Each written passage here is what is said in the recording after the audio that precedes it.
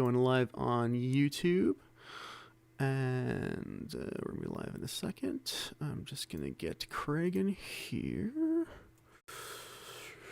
Craig, join. Now recording. All right. Are we live? We are live. Great. Welcome to the Yanggang Roundtable. It is 3:04 p.m. Sunday, February 14th, 2021. Happy Valentine's Day, everybody. I have Ariel Kaizen, Kairosis joining us for the first time, Refluence, and our guest, Dan Lee, running for Congress out of the great state of California. We're all based... Senate. I'm sorry. California Senate. I'm sorry. Running for state Senate in California. Sorry about that. I was thinking of Kairosis, who joined us the last minute, which is a wonderful surprise. And Kairosis is running for the House out of Connecticut. So we have two basic income candidates running for office in 2022 here. That's fantastic. I think it's 2022. I'm not sure when your state elections start. Anyway, I should open the floor, guys. Please talk. Welcome to the show. Okay, Shale. Yes. He's not running specifically for basic income. I invited him on to speak about basic income. Great. Let's talk about basic income. Yeah. So Daniel, have you ever heard of when Andrew Yang had his presidential run? Oh yeah, of course. I mean, I paid attention to the presidential race all the way through. Though full disclosure, I was definitely a Bernie person. Okay. Yeah. So as you know, like what the pandemic has done to employment, just totally just ravage our economy. And so the idea that we're going by here on this podcast is that everyone should have a floor, economically, no matter what happens to them.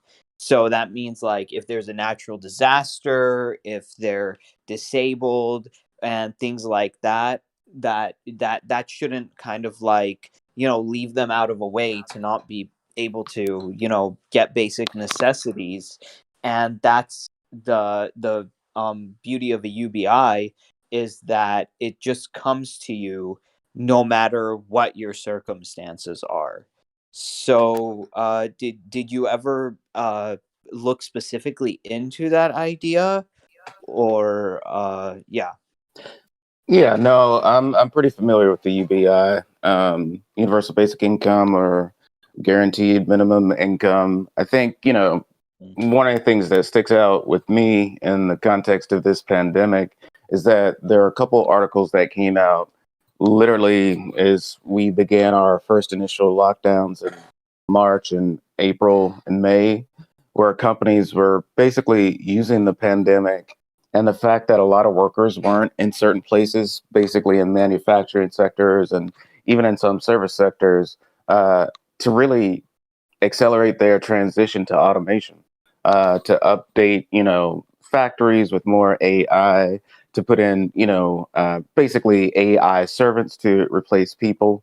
I mean, a lot of people in positions of power who own companies were basically like, yeah, we laid these people off, but a significant proportion of their jobs are never coming back. And, we've known that automation, and once AI becomes much more of a, I guess, the standard thing that all business owners use, is going to necessarily get rid of jobs. It's going to get rid of them faster than anything the Industrial Revolution ever did.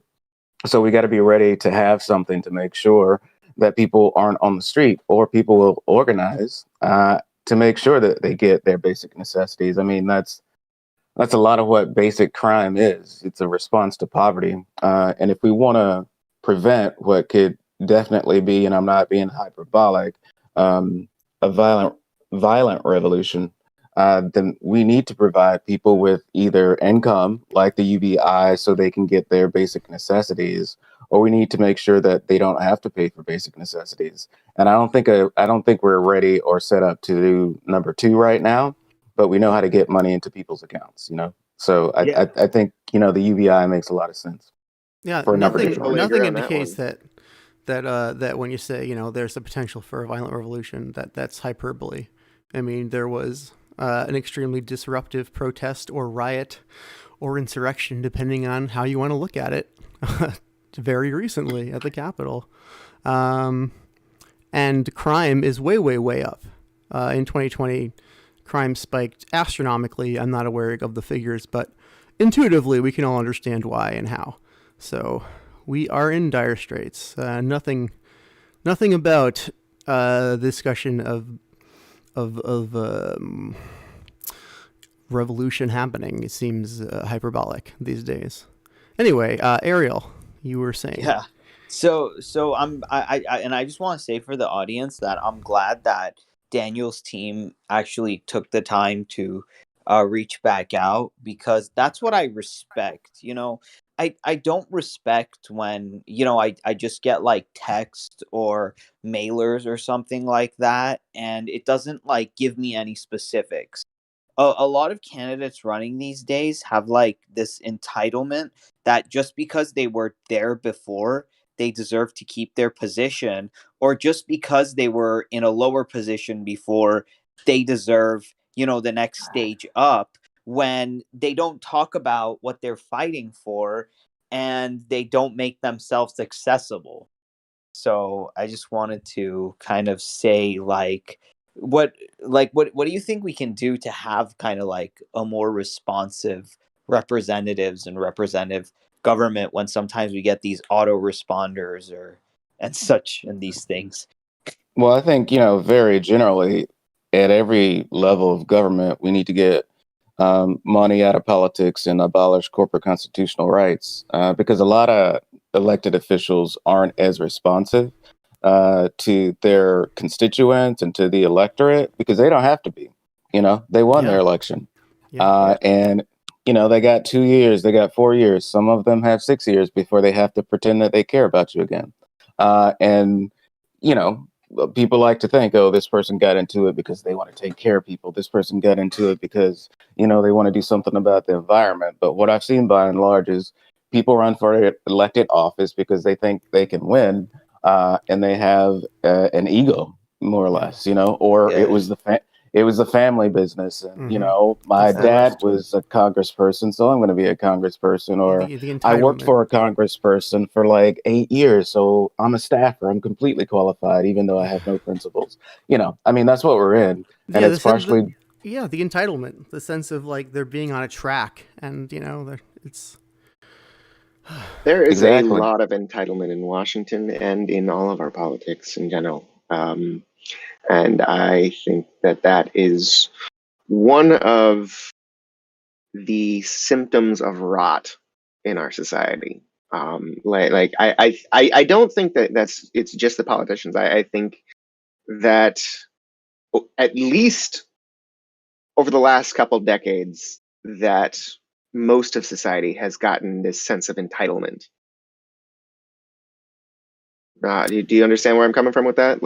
I mean, there are a few ways to read that. You want to elaborate, please? Yeah. I think that America has felt it is entitled to be the world's police officer since the fall of the Soviet Union. Yeah, I'll agree with you there.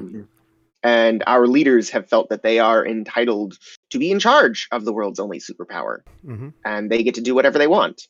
I mean, I could go back and say that a lot of our problems today go back to mistakes made during the Clinton administration. But I think that I'm not sure exactly what caused it.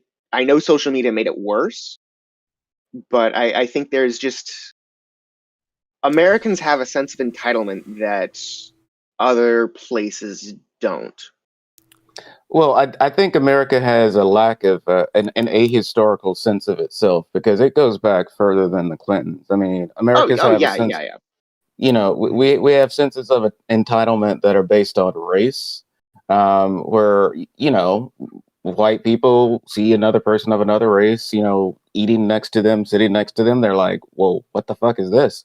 Like they're incredibly offended that someone of another race is here. In the same way, like men, for a very long time, if a woman did something so much as speak up, it would be like, what does she think she is? You know, like we went in hard on the white male heteronormative supremacy, and I Yep. think what we're seeing right now is just a continuation of what's been happening for a very, very long time. It used to be reserved for specific subsets of people, and now it's marketed so it's like for everybody. And I think to some degree it's been skewed because things like side hustles, which are basically just jobs that treat you like crap, are a point of pride for some people. They're like, I'm on my grind. I got my side hustle. I We can't talk about it all know, the time. Yeah, the workism and, culture is sick.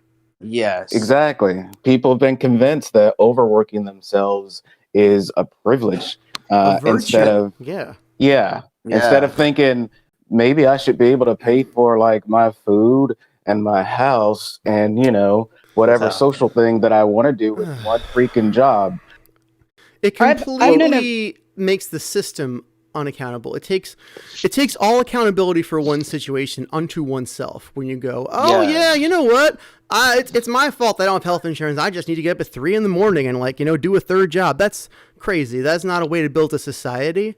So it's such a toxic thing to spread. Because what we need to look at is the system and changing it so people can live productive, happy lives. Not look at individuals and go, well, how can you survive inside an insane system with just purely perverse incentives? And the ugly thing is like when people need time to think about like what direction they want their life to go and to plan that out. And if you don't even get that time because you're in survival mode all the time, that's gonna that's not thinking in the long term. It's thinking in the short term. And there are a lot of like artistics and creatives out there who have their artistics and creative abilities taken away from the rest of the world because they just need to concentrate on like stringing together a whole bunch of like side hustles. Absolutely. I can definitely speak to that, that in particular, because I mean, I'm an artist. I don't know if you guys have seen some of my art that I post up, but I'm a ne'er-do-well, so I also I know a number of people. So some of the best artists I know, it's like, yeah, they could do absolutely amazing work. They could produce works of art that people would buy for tens of thousands of dollars if they had the time to do it. But instead, they have to work at McDonald's and Taco Bell and KFC. Yeah, right. That's And there are some. Go ahead. There are some musicians from, I guess, some fairly notable bands in the UK who, shortly after the pandemic happened, were like working at a fast food place, and they were just like, can't tour, so gotta eat. And when you're a musician, like under the old structure of like labels and stuff, you front the money for your album, for all the recording, for all the promotion, and then like you get it back in the back end. It comes out of your contract a lot of the time. So, I'm a musician, so I know people who have been more successful than me and have had real record deals with real record labels, and they've had bad times. It doesn't work. That's actually one of the examples I was always using with Andrew Yang's Freedom Dividend. Yeah. Consider the 4-man band. Mm-hmm. Okay, you have 4 people. That means if all of you are getting $1,000 a month, that means your band is getting $4,000 a month before a single one of you lifts a single finger to play, and before a single customer pays a single dime. Yeah. And if you can have $4,000 coming into your pockets every single month, I don't care what kind of band you are, you can survive. Yeah, that sounds good to me. Right. and it's actually fuel to your fire, because I know that like when you're struggling, you don't want to work as hard. But when you see that something is actually going somewhere and it's working, you want to further that goal. And then it'll make you the opposite of lazy. Yeah, people don't need more negative pressure. People don't need more threats, and that's not going to work. I want to go back though to something that Dan Lee got at. We need to get money out of politics. Absolutely. But we're at a catch-22 because to get money out of politics, we need to appeal to people who have only gotten into their elected positions by virtue of winning lots of money. So the people who have the power to change that system will always be people who benefit from that system. We're in this loop. So what do you have any thoughts on how we can get money out of politics from where we are? Sure. And it's definitely Daniel Lee, not Dan Lee. I'm sorry. But no worries. But I've actually been on the board of directors for Move to Amend for the last 9 years, and our focus is amending the Constitution explicitly to say corporations are not people and money is not free speech.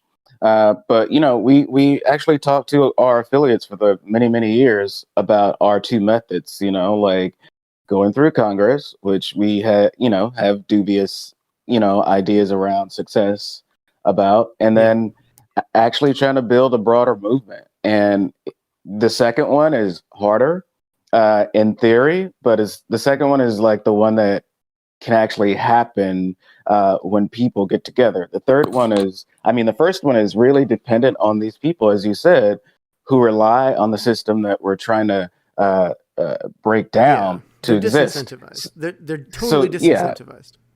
So for me, and I know people say this a lot, but I feel like we're seeing it a little bit more in the Los Angeles County area, at least. I think it really requires people who are working across a lot of these different issues to come together on a regular basis, so that eventually, everyone will see everyone else's issue as their issue, and everyone will see, finally, wait, this is actually about power. And these people have power because it's entrenched in this system, and money and corporate power keeps it entrenched. We need to band together and get rid of that. There have been some good examples in terms of elections in Los Angeles County where certain measures and certain people won, but it was pretty much Black Lives Matter folks and like Democratic Socialist folks and like, Bernie folks and Yang folks and like environmentalist and environmental justice folks. And like, this really broad coalition that was essentially responsible for electing, I would say, about 5 or 6 candidates in Southern California and for getting Measure J passed. It wasn't. It's something that's not that wasn't exactly done on purpose, and it's hard to duplicate.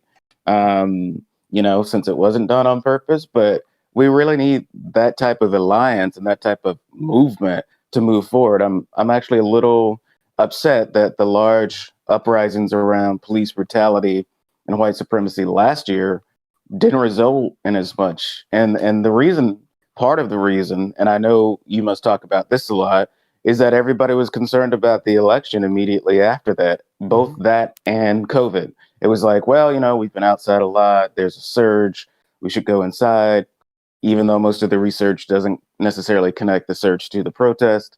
But then the election sucked up a whole lot of energy. And now it's like the largest protest in the history of the country have resulted so far in nothing really changing. It's very frustrating.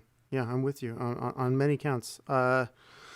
I absolutely agree that if we could achieve the kind of paradigm shift where we all who are being oppressed think, wait a second, maybe it's not left versus right, maybe it's top versus bottom, maybe we can all get together, find our common ground, and figure out how to take back our government. But how do we achieve that paradigm shift when the news cycle keeps churning, when we have all the algorithms that keep fracturing us and sort of railroading us into these little echo chambers? Hang on. Yeah. So you remember I came from like the conservative Trump side when Hillary and Trump were, going at each other. I was for Trump, but then 2 years into his presidency, I was like, okay, what the hell is this? The jobs aren't coming back. Like, he lied about everything. I think this is all BS. And then when Yang started running and started talking about like, this is really why you're economically suffering, and Trump was basically full of crap because he just said things and he's just playing with the big guys, and he's just pretending that he's for you and for your struggles. Like, he hit me like a ton of bricks. And I said, yeah, like, excuse me, if the corporations got bailed out to the tune of almost like billions and trillions of dollars in 2008, this UBI is like back due, payments for all the insufferable BS we had to suffer through during the '08 financial crisis. And so when I started thinking about it that way as a conservative, I started coming more over to the progressive side. So that's why I think that the UBI can bridge these frustrations that the conservatives and the progressives have. So, we may not Well, agree on well, everything, but yeah. Yeah. well, and then there's something else that I was going to add on that. Like, if you do an analysis of specific government programs within the U.S. and around the world, time and time again, it says, programs that include cash payments in most instances are incredibly successful, because usually these payments are going, you know, even if the UBI goes to everybody, the people at the bottom are getting cash payments. And we know that when rich people get a tax break, they put their money in the bank, they put it into another house, they put it into a boat, they put it into some type of commodity, or into some type of real estate purchase. When lower income people get money because they need money, they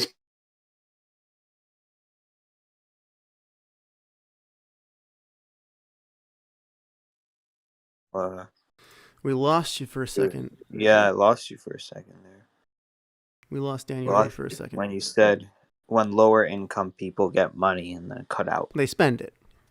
They spend it. Is what he's going to. I'm pretty sure. But Yeah. that's where he cut out. Yeah. Yeah. Circulates Which is true. through the economy. Yeah. Yeah.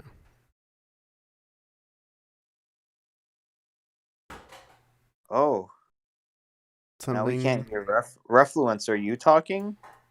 Are we experiencing some kind of a net split? I do see the green circle that indicates that Daniel Lee is talking, but I don't hear him. Seems like we're having some kind of server side technical problem. Maybe it's all Discord. Could be. What about you guys then? Just say something. Let's see if. I'm here. Okay. That's fine. Okay. So I've just been listening. Hear you. Okay. No. I'm just saying that to test it because we. Yep. Just, yeah. And Refluence Refluence. Sorry, when you talk. No, we can't hear Refluence. We can't hear Refluence. We cannot hear Refluence. Cannot hear Refluence. Can you hear me? We can hear you. Yes, Karosis, we can hear you. We can hear you. We can hear you, Karyosis.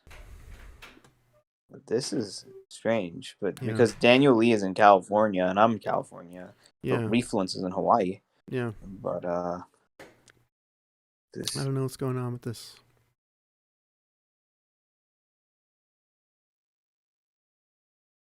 We still don't have audio on you, Refluence. Okay. Refluence, did you mute yourself? We still can't hear you. Now, it's got to be guys, try exiting and coming back. I'm sorry about the hardware problems. If you guys can hear me, just try that.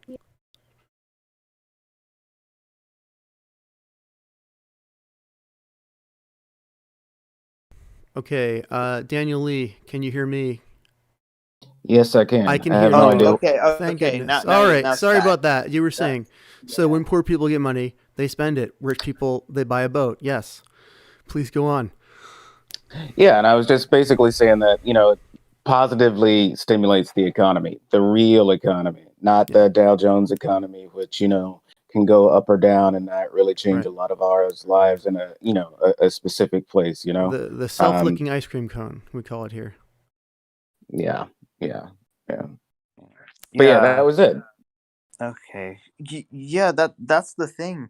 So it amazes me how I don't know, like I hope the UBI conversation didn't drop out when Yang dropped out, That's all I'm trying to get at over here. And Oh, it has not gone away because Yang dropped out. I guarantee that much. yes. What about we had someone in California Senate who actually put up the idea of a Cal UBI. Is that something that if you get there you would look into, Daniel? Yeah, it's definitely something that I'd be open to looking into. And in Stockton, California, Mayor Tubbs, who lost his election in November, actually did a UBI trial in the city of Stockton. I haven't seen any results of the trial, and I think Mayor Tubbs might have been deposed because he was one of many African American mayors around the country who endorsed Bloomberg for some reason. But nevertheless, prior to that, he did a UBI trial, and I'd love to see the results of that. I think it could make a good argument towards expanding it. I think the way that it would happen, even though I agree with it, basically going to everybody, it makes it easier to administer, and you know, it makes a whole lot of it about it easier. I think the way that a real one will move forward on a state or a federal level is for it to go directly to a specific subset of people. Like I can see the arguments coming down both in the state house and in the Congress being like, well, these people don't need it. Why do we blah, blah, blah? I mean, we're struggling to get like $1,400 payments, and the Republicans, wanted to limit that to like, people who make what, like $40,000 or $50,000 or below. Yeah, 50. They kept it. Which is Take it down to 50. ironic because you'd think that the Republicans would be against bureaucracy, would be Yeah. against means testing. I mean, isn't that an argument that you could use there? Like, don't you want less bureaucrats? Don't you want less? Well, like, that's not their top paper priority. filling? Their top priority is just that rich people don't pay No. taxes. Well, so. well, I mean, no, though, but I think like, look, like someone coming from the conservative side and like joining Yang Gang and now kind of like progressive. I think there are a lot of things that progressives can use as a conservative argument against conservatives themselves. Sorry, can you hear me now? Yes. Yeah, Yes. we can hear you now. Okay, Yeah. cool. So Welcome. I mean that's my thing, because when Trump said he wanted 2,000, and so the Republican senators were fighting against that. I mean, that is like, I mean, hit on that as a progressive, hit on that as a Democrat, Both Democrats and Republicans are against stimulus for regular people by and large. Most of the people in Congress have pretty much the same position on either side of the aisle. And Even when that it's diametrically opposed to their constituents.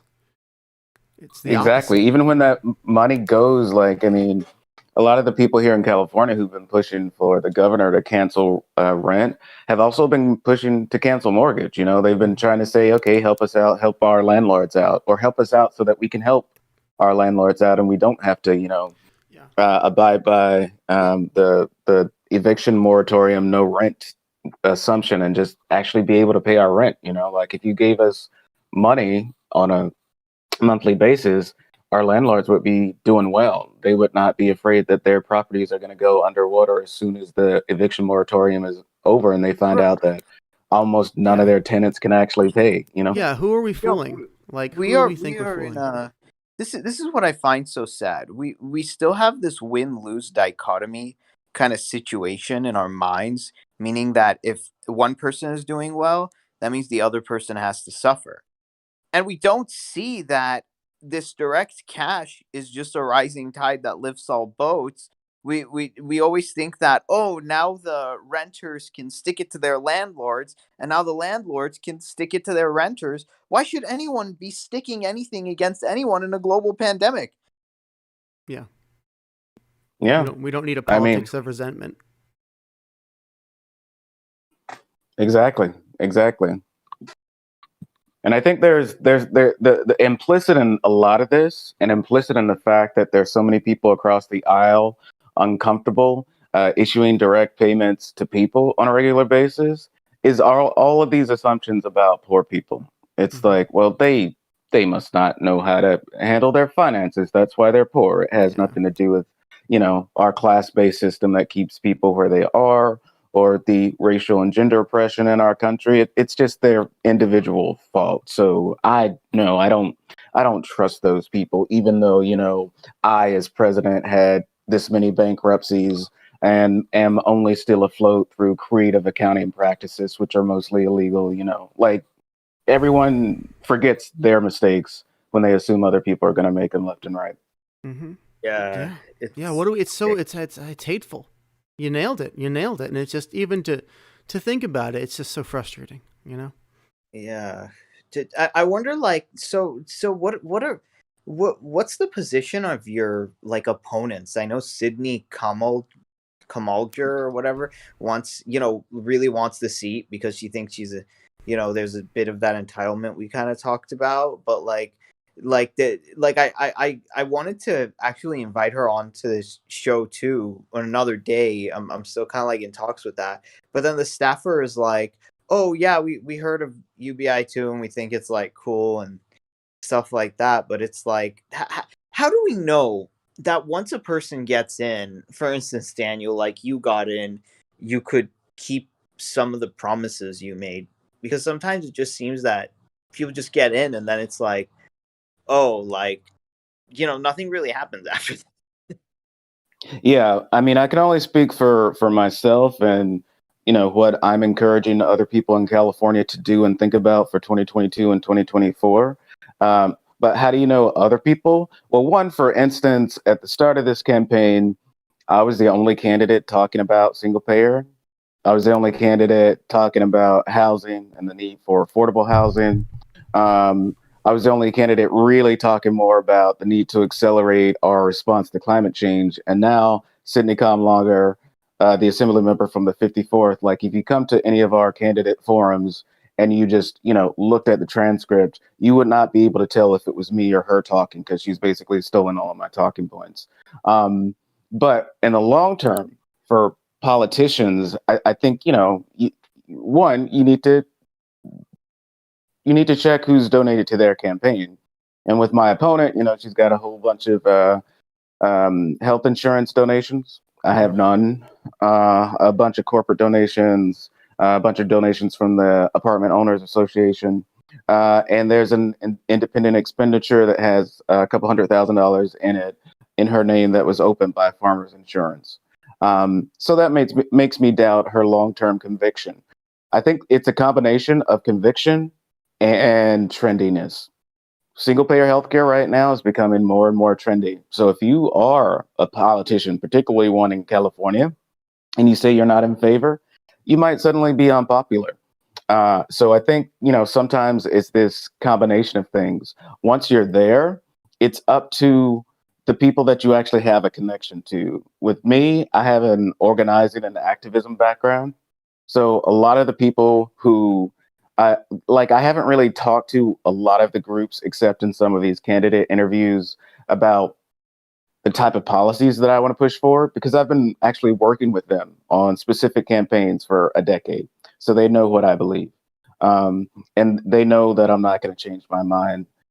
I can't say that that's the way it's going to happen for everybody, but what I am trying to do is encourage the people that I know around the state to consider running for assembly or state senate in 2022, or very specifically 2024, because in 2024 in California, there will be over 100 seats available in the state assembly and the state senate without an incumbent running.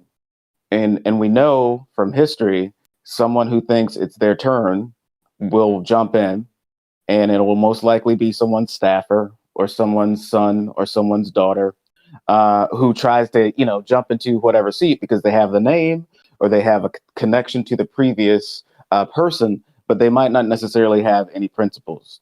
So I'm trying to push the people who actually organize in their communities right now, who have been, trying to, speak truth to power and get politicians to change their mind for like a decade or more, 2 decades, some 3 decades, to, get as frustrated as I did and be like, I'm really tired of speaking truth to power because these people will tell you whatever you want to hear.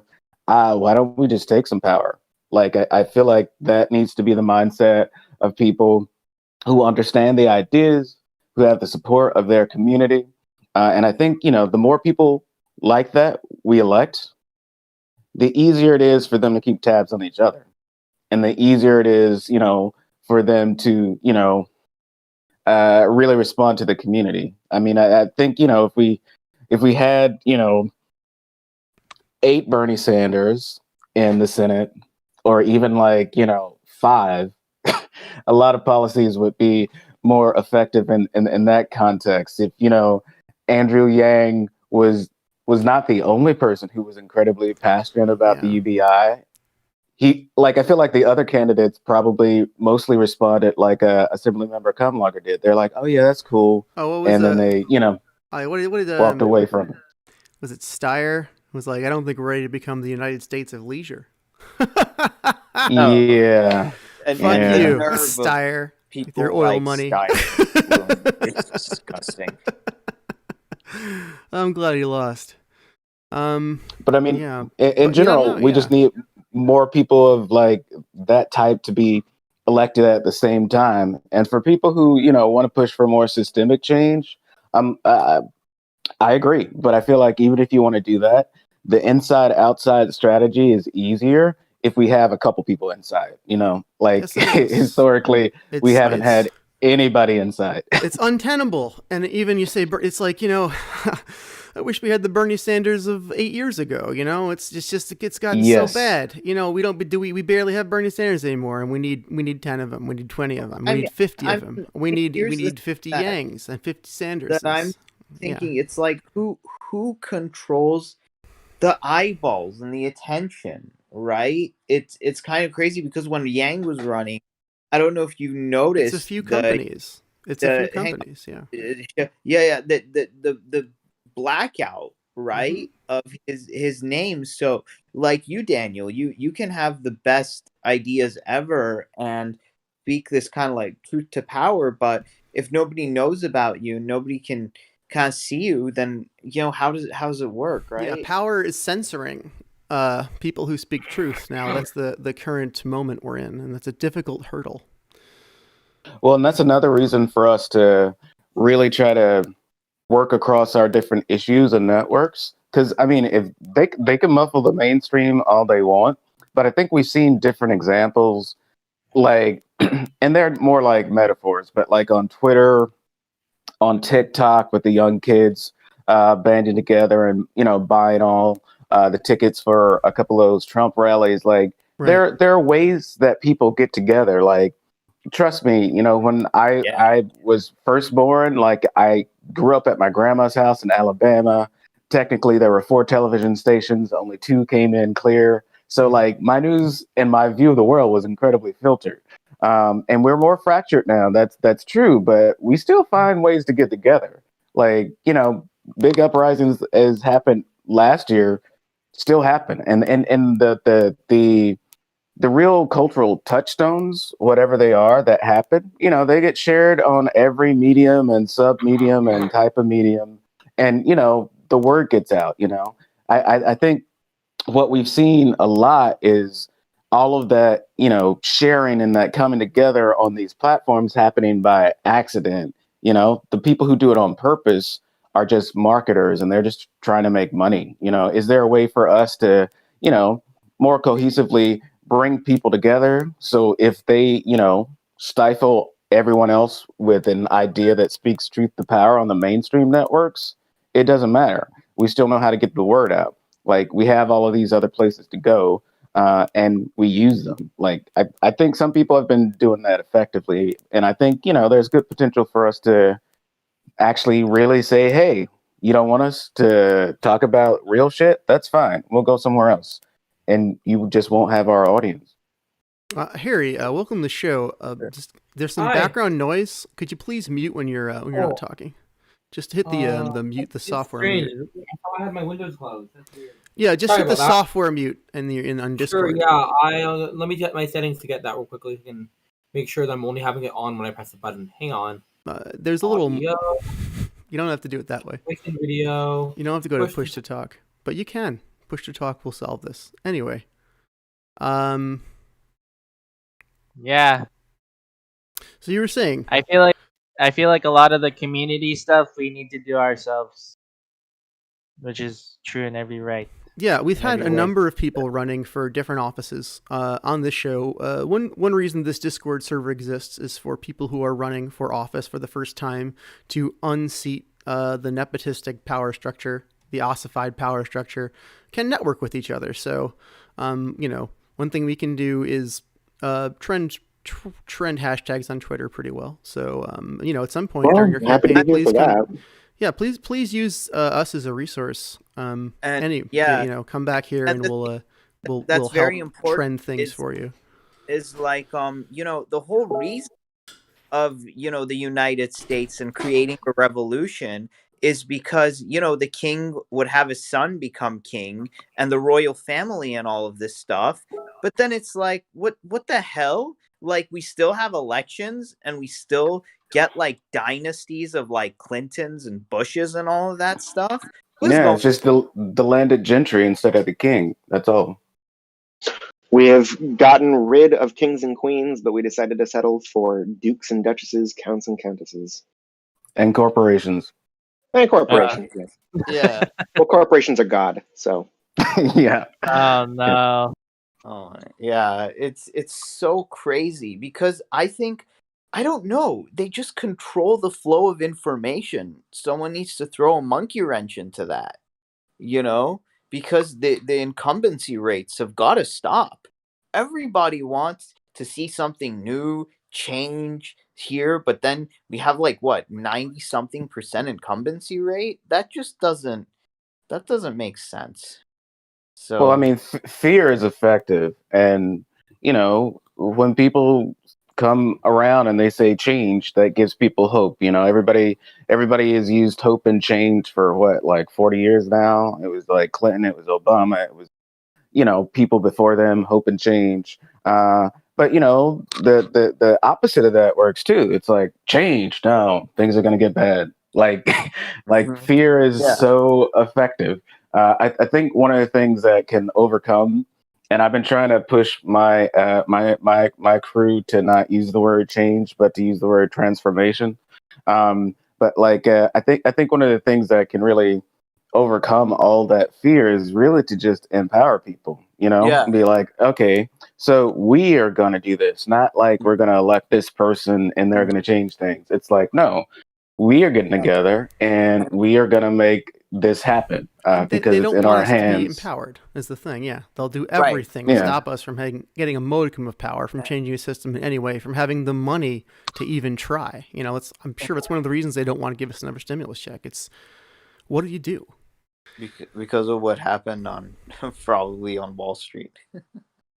But Well, yeah, and that's probably part of it. yeah, and so many people are frankly still unemployed. And will be So for a long time. If people are still unemployed and still able to survive, not at the lowest rung where they're just dependent on government, but they're able to survive and think, wow, I don't want to be here. How can I work with other people in my community and around the country so that we're not here again? That's dangerous, So it's like, keep everybody dependent on the government, but don't give them everything they need. Give them less than they need. So that when you give them something later, they will be incredibly thankful for the pittance that you rolled, the quarter that you rolled into their socks or something, It's like the hamster wheel. Just keep them on that wheel, because once they're off that wheel, that gives them time to actually think. And when people think, maybe they think that there's a better option than the things that we already have now. Well, and I think the opposite, I think when we actually give people resources, when we, make it so that they don't have to starve. And I think a lot of you were alluding to this earlier in the conversation. People are more productive, I mean, I don't want to praise, the don't be evil, but now we're evil Google. But, their philosophy of giving people time to just work on their own crap during work and get paid for it. like that makes a whole lot of sense. That gives people back some of the free time that Google obviously takes from having people work 12 to 16 hours a day every day. But if we could find a way to do that more generally, people, children, adults, everyone would have the time to be more creative. I remember being freaked out when, and I'm dating myself, MySpace was still pretty popular. Uh, but one of the things that was popular about MySpace was like, so many people seem to know at least how to code or how to look for certain code to get, certain images here, certain video there. And, you know, I learned, some basics, some other stuff, some JavaScript, some code. I mean, some CGI Perl, some like action script. I use Flash a lot. But like, most people didn't quite understand. Most people didn't quite understand, okay, the basics of how the web works. But then MySpace came along, and it was a popular social networking service where if you wanted to put cool stuff on your profile, you sort of had to at least understand code at the beginning. And then there were a bunch of sites that just, let you say, just copy this and you'll know how to do it. But there was a point where it was like, okay, we're broadening the scope of what people know about how things work. I mean, at this point, I feel like, if they're not teaching HTML to everybody in school, then we're failing everybody. Like everybody should know the basics of the internet, and everybody should know and be afraid of Amazon Web Services and the fact that they control most of the internet. But it's that type of language and power, that we could potentially have, as a people.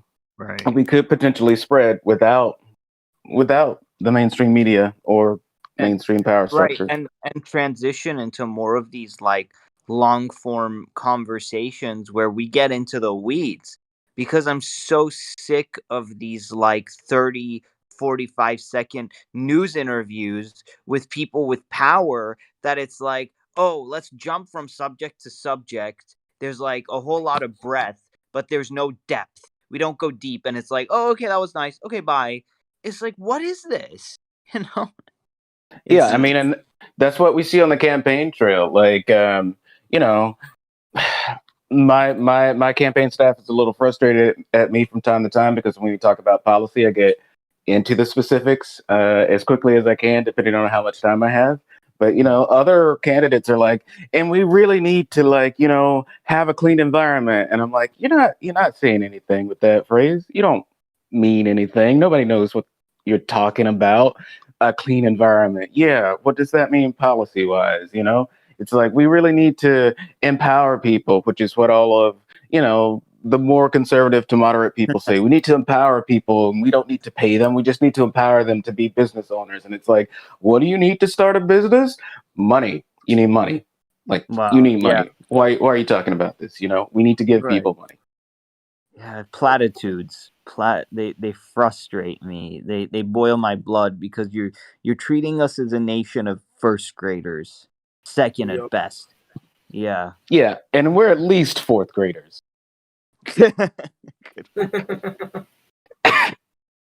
Well, if a certain president could get past the first grade, I think most of Americans can too.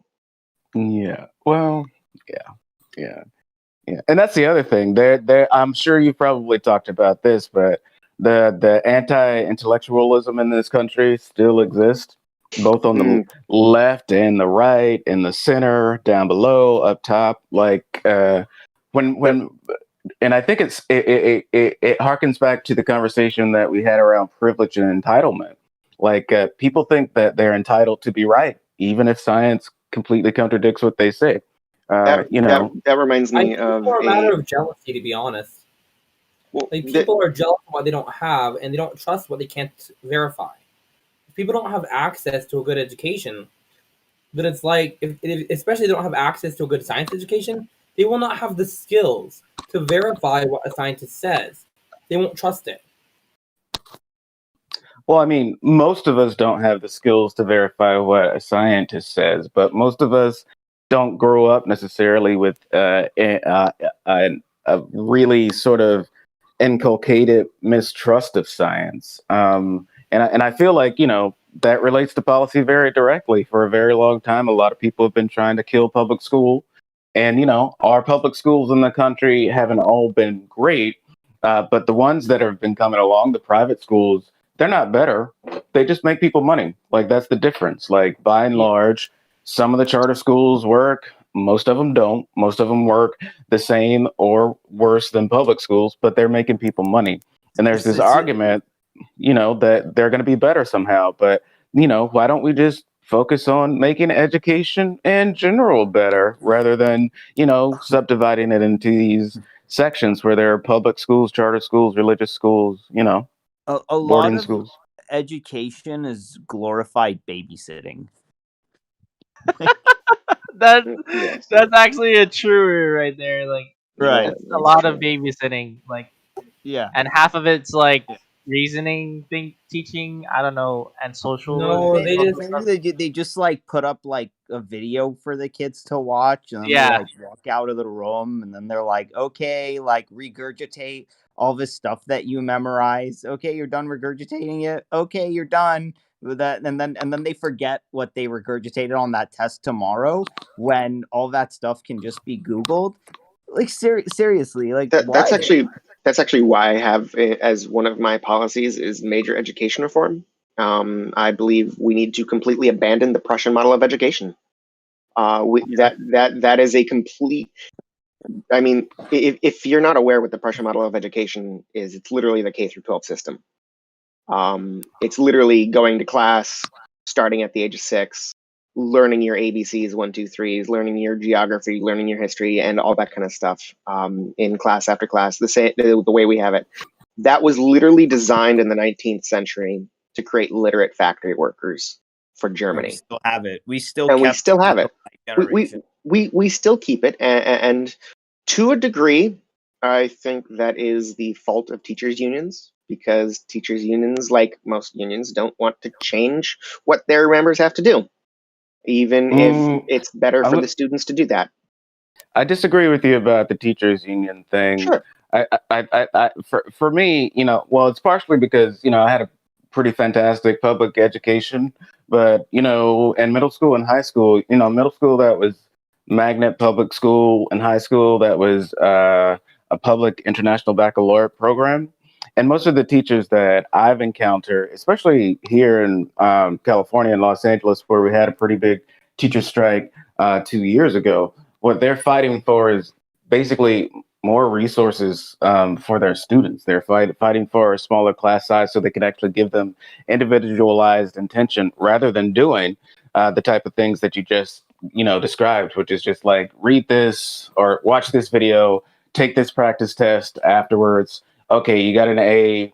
Remember that for next week. Oh, you forgot it. You got a D this time. Doesn't matter. Remember it for next week. You got an A again. Okay, you got a B. Yep. That is not that. I know that is the experience of a lot of people, but that is not something that I've ever experienced. And one of the things that I've been working towards, and I'm in the last semester of my doctorate program at USC in social work, but I'm focusing on education and poverty through a child development lens.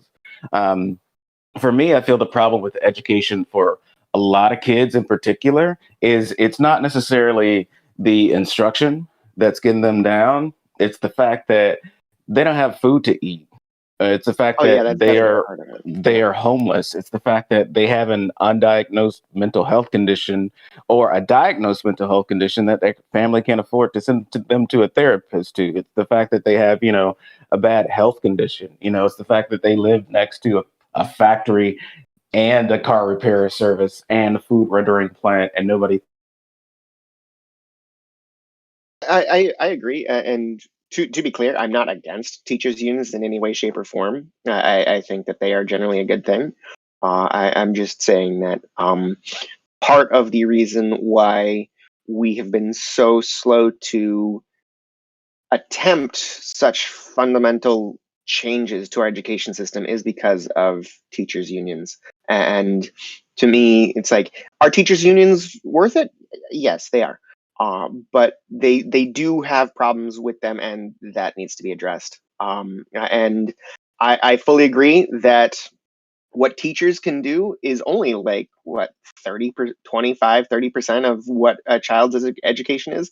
I mean, you have to consider what that child has outside of the class. Oh, he's gone. No, he probably had like sound problems, and then he had to like jump out and in or something like that. But Yeah. go ahead. This is all recorded, so yeah. But I like teachers only have like an influence over like 25 to 30% of a student's education, and the educational results. And of course, we absolutely need to focus far more on what happens outside the classroom, like what happens in their home environment, what happens in their neighborhood environment, what sort of resources do they have access to outside the classroom. And that is a big issue, but I believe that an even bigger issue is the fundamental structure of our education system. In like, as I said, the Prussian model.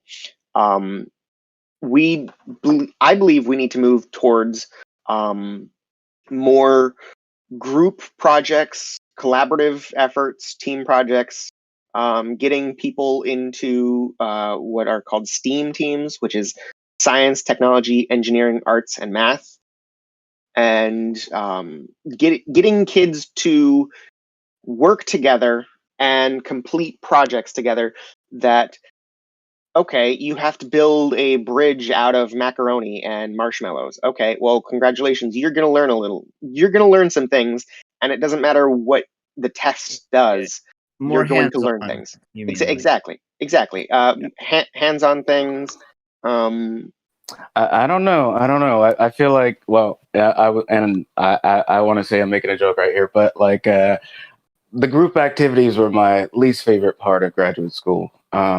But to your point, that's the type of education that I had.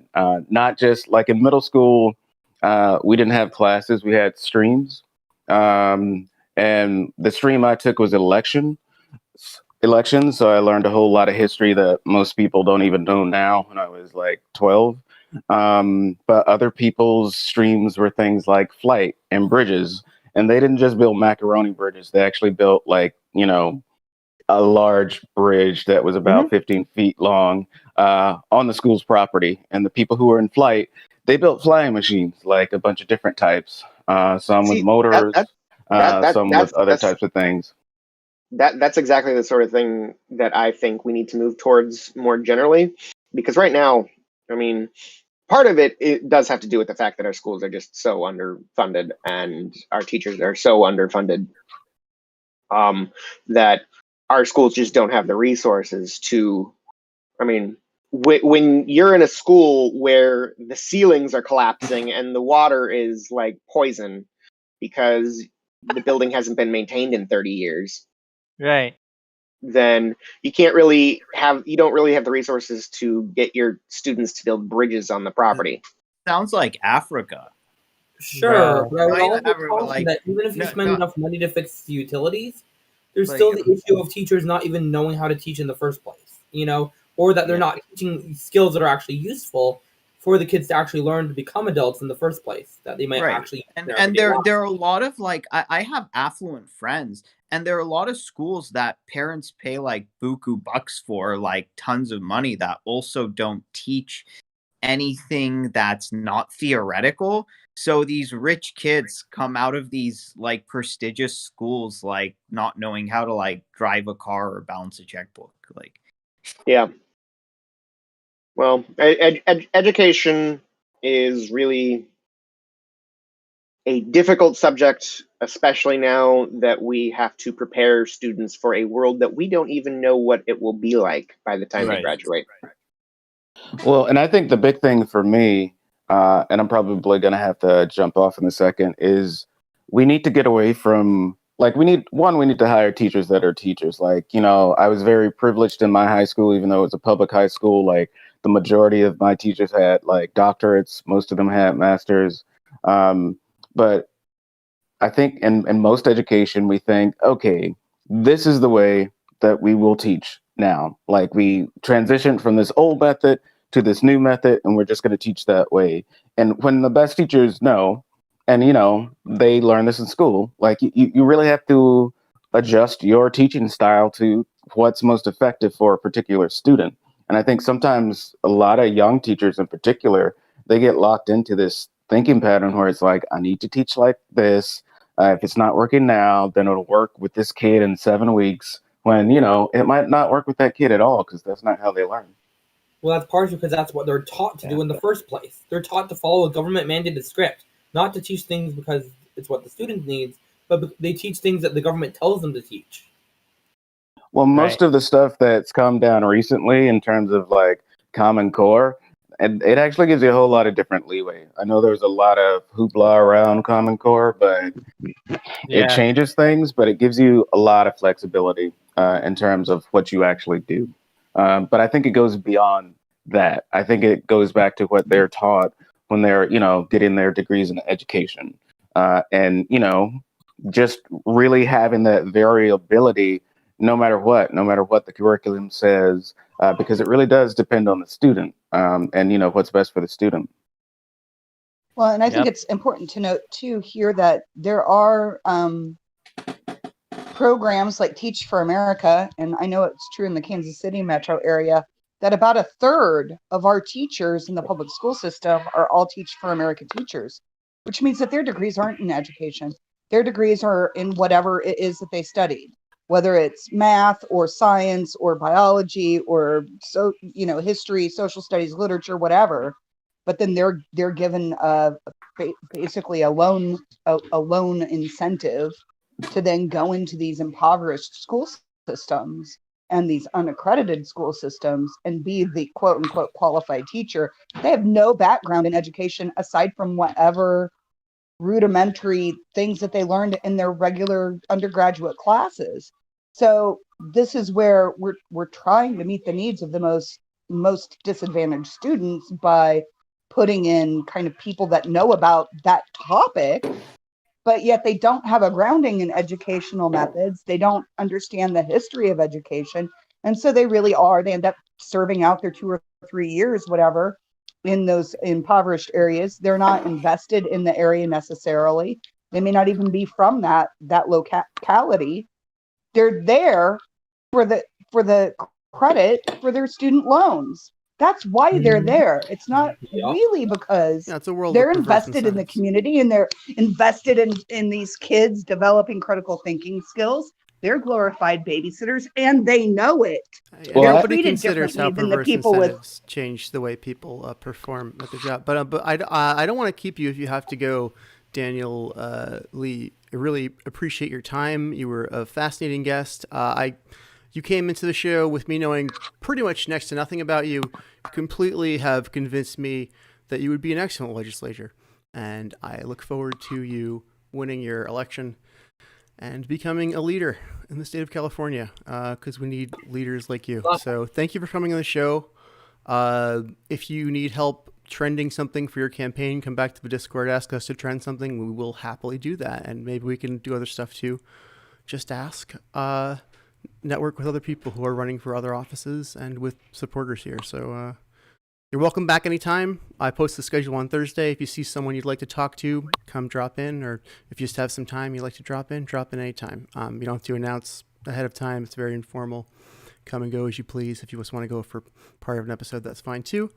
So yeah, thank you again. Really appreciate you coming on. You're a fantastic guest. Yeah, just thanks again for having me on the show. And I'm sure we'll follow up with something that we want trended. It'll probably overlap with something that you're doing that week. But if anybody wants to follow up, it's just danielwaynelee.com, and you can volunteer, donate, whatever on the website. But thanks again for having me. And I'll probably be back at some point. One last thing. One day that you can vote, or that you have, Daniel, to remind our audience. So people are voting right now because most people everyone got a vote by mail ballot automatically because of COVID-19. But the last day to vote is March 2nd, and that's the official day of the primary, March 2nd. March 2nd. Okay, great. Nice. Thanks. All right. Have a great day. Best of luck. You too. Have a great day. Yeah, good luck. Yep. Thank you. It's nice meeting you. Great guest. Thanks for bringing him on, Ariel. Yeah, he for was sure. really nice. Wish I had heard more of him. I was kind of late to the chat. Sorry about that. Yeah. That's fine. We record everything, so you can just go back and listen. And if you have a question for him, I mean, I can always forward it over to him too. And yeah, I just like the fact that out of all the, I just randomly like looked up all the names on the thing, and he was the first guy on there, and he was the only one to respond. I looked at Wow. some other names, and like I could hardly find anything on like the rest of the people on there. And when I called, when I tried to like set something up, like I couldn't get some contact information or like, yeah. So I That's just pretty good of him. appreciate that. Yeah, Yeah. exactly. Just to be clear, he is a UBI supporter, right? Well, I mean, he not like explicitly, but I think if he does get in, we can definitely, if we have his ear, Convince him, right? kind That of makes sense. push him in that direction, Yeah, I see what you mean. because Yeah. yeah, so some people don't even know about it. They're like, oh Right. yeah, that thing. No, and some people are like, yeah, I think it's a good idea and it's cool, but like the conversation ends there, and it's like, no, like we should be fighting for it. Like it's not just like, like a cool video game that was like, oh, I played it that one time and like, it was really fun. It's like, no, this is serious. Like Mhm. like I hate those like non-serious kind of like nonchalant attitudes about UBI where they're like, oh, Right. okay, it's like that's like saying like people need food, and then they're like, yeah, I kind of support food. I'll kind of like take a look into that. It's All like right. no, like you dummy, like this is Yeah, This is how you live. that is That's how why you get there UBI now. is that's why UBI is basically the largest of my policies by far, especially when it comes to cost.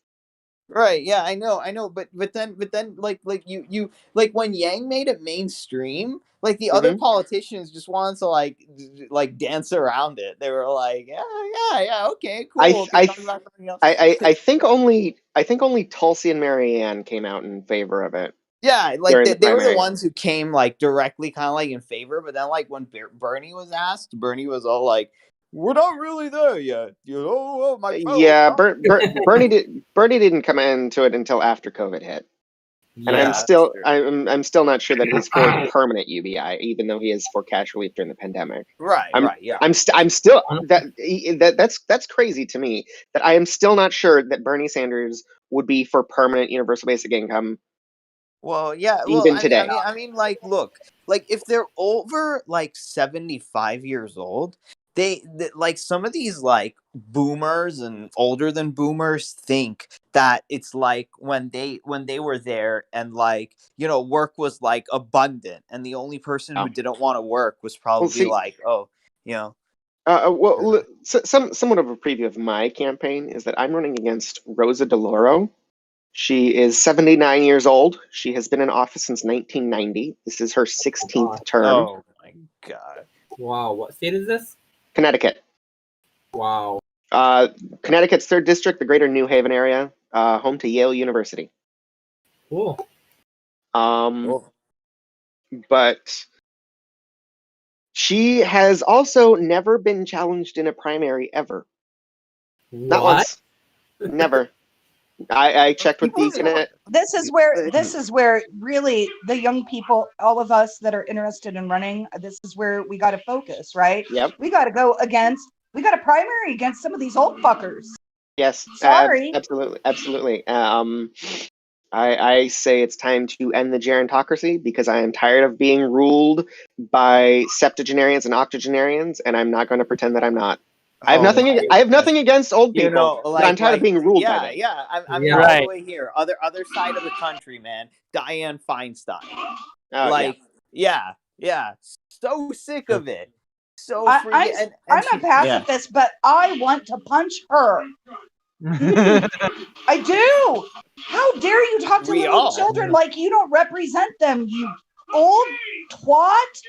Like, get your crotchety old butt out of office if you don't want to represent the children that actually have a future.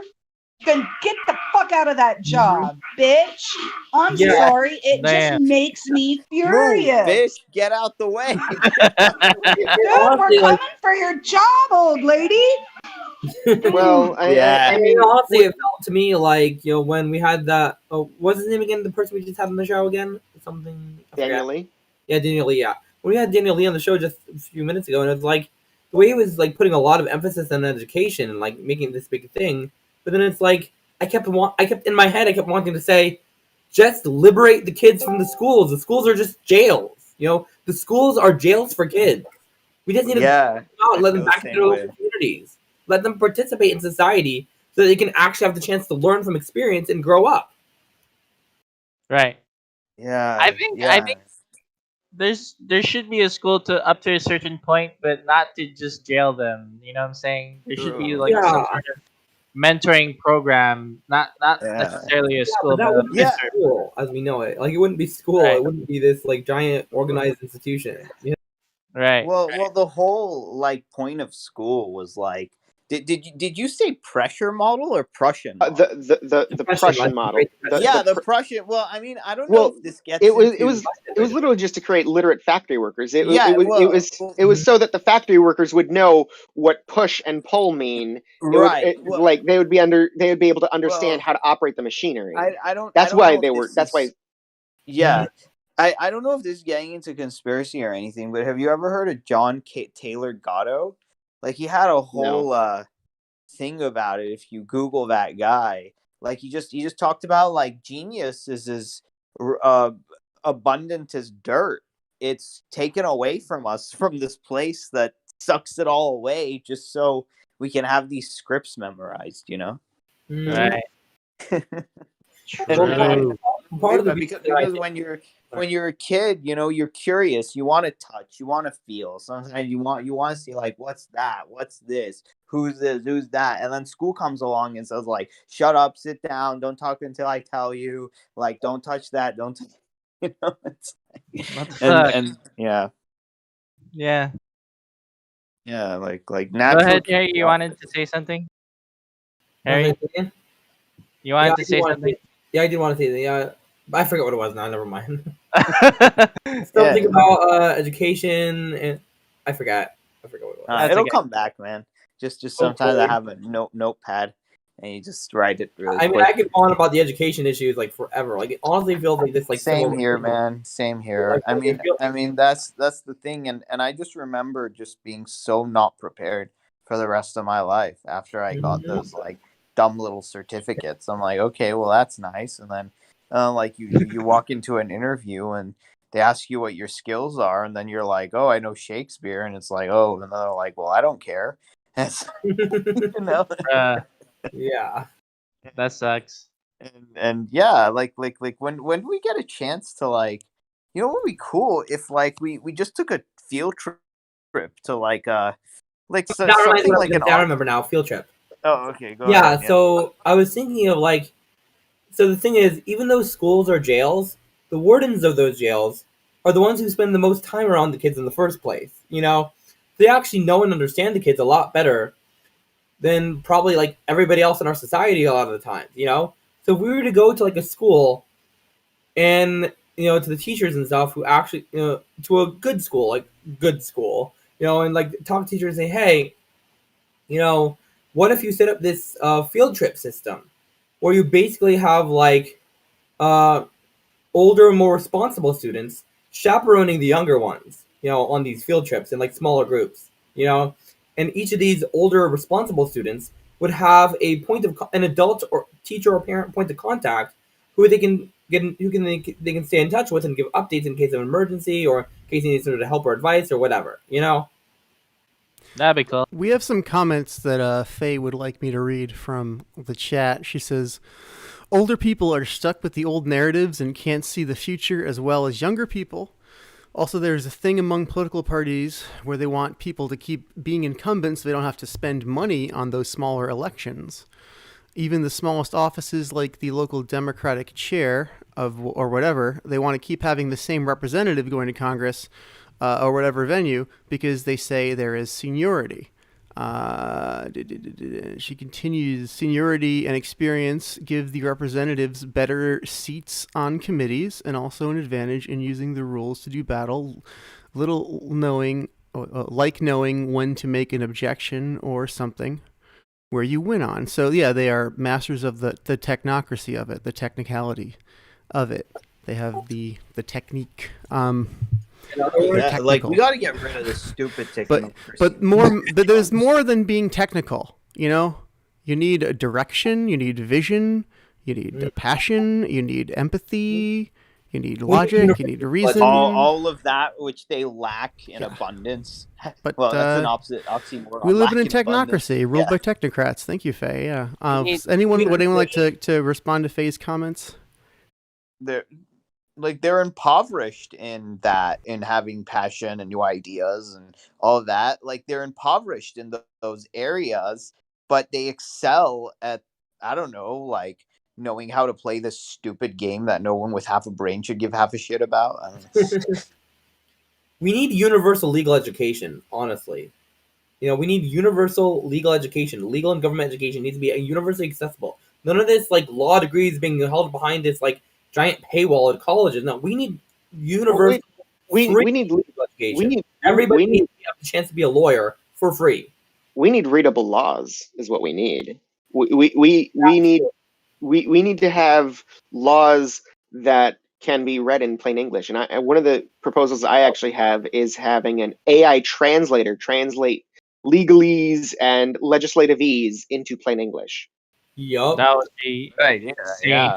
Yeah. We need both. But I suspect that if we want to be able to, navigate the complicated systems of power and keep them from going after us, because that part of the reason that they have all these like giant complicated rules is to pin us down, to make sure there's no exceptions no excuses we can use, to say, hey, we have, what I mean, like they're trying to pin us down, make sure that patch all the holes, it's like ridiculous like that.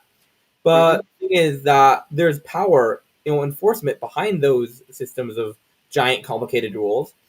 So if we want to change the rules and make them simpler, make them less cumbersome, it'll probably help to first understand what the rules already are so we can change them in the first place. Of course, and I think that there does need to be a greater number of people who understand the law. That is definitely true. But we also need to have it where, I mean, the law is purposely written to be dense and yeah, exactly, and obtuse because it's like that's how they hide their bullshit. Yep. That is exactly how. Exactly. So what I'm saying is that we need to cover our bases. On the one hand, we need enough like legal, universal, and freely accessible legal education to make it that it's harder for them to pull that wool over eyes and like get that bullshit past us. And the other thing is that we need to have enough local community infrastructure, and get secure control over the four types of leverage, over the four fundamental types of leverage: our money, our physical bodies and safety, our social connections, and our information sources. Those four things, we need to secure more control over that for ourselves and our communities and stuff, so that they'll have the people in power will have less leverage over us, and we'll be able to we'll be able to be able to just ignore the stupid corrupt laws that are like just there for no reason. They'll be able to just ignore them. They won't be able to enforce it because they won't have the political will to enforce it. Because we won't be dependent on them for so much. And two, we need to be able to have we also need to be able to have universal legal education so we can actually understand what they're trying to pull. Mm-hmm. Yeah, what topic? Is this still the education part?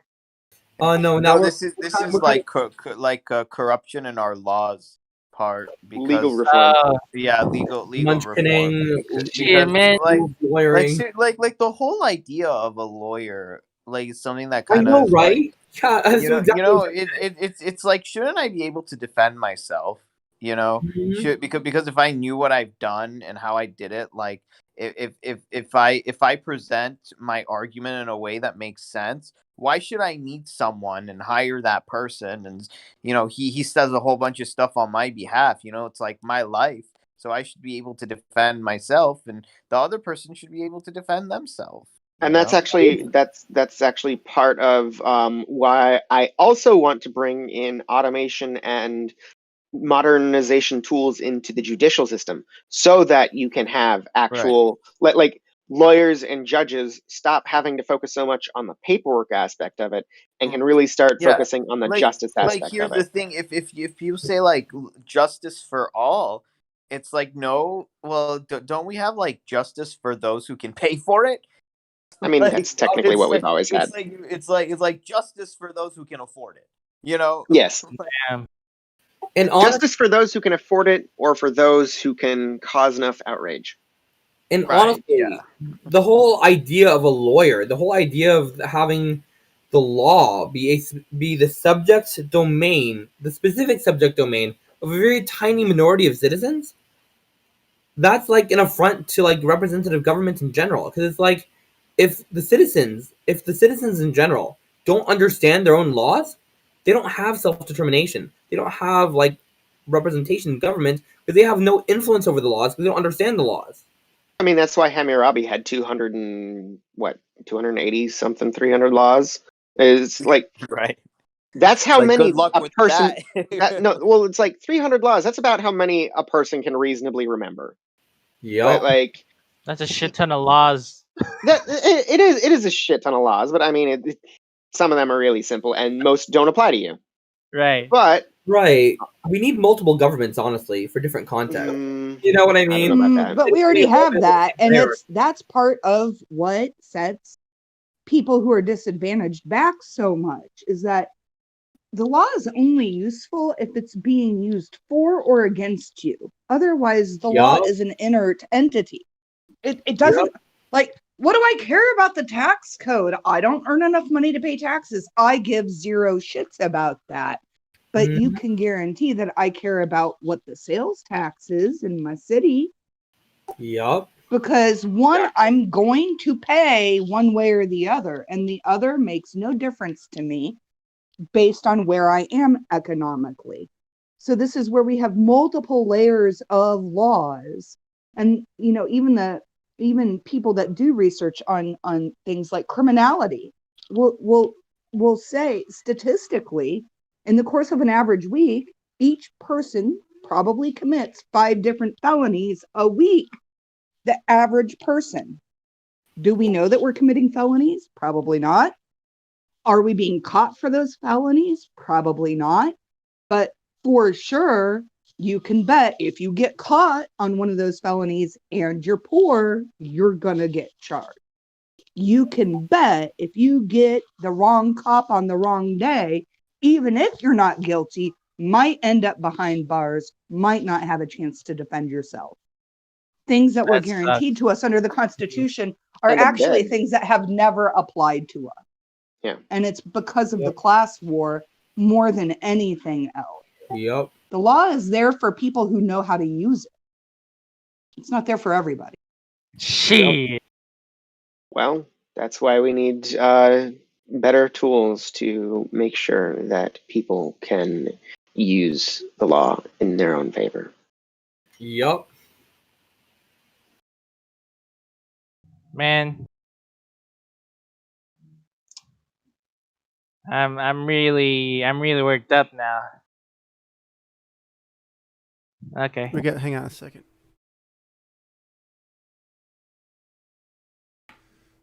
Okay, we get some more comments from Faye. Faye says, Faye Koo says, I once went pro se, okay, twice. I'm not sure what that's in reference to.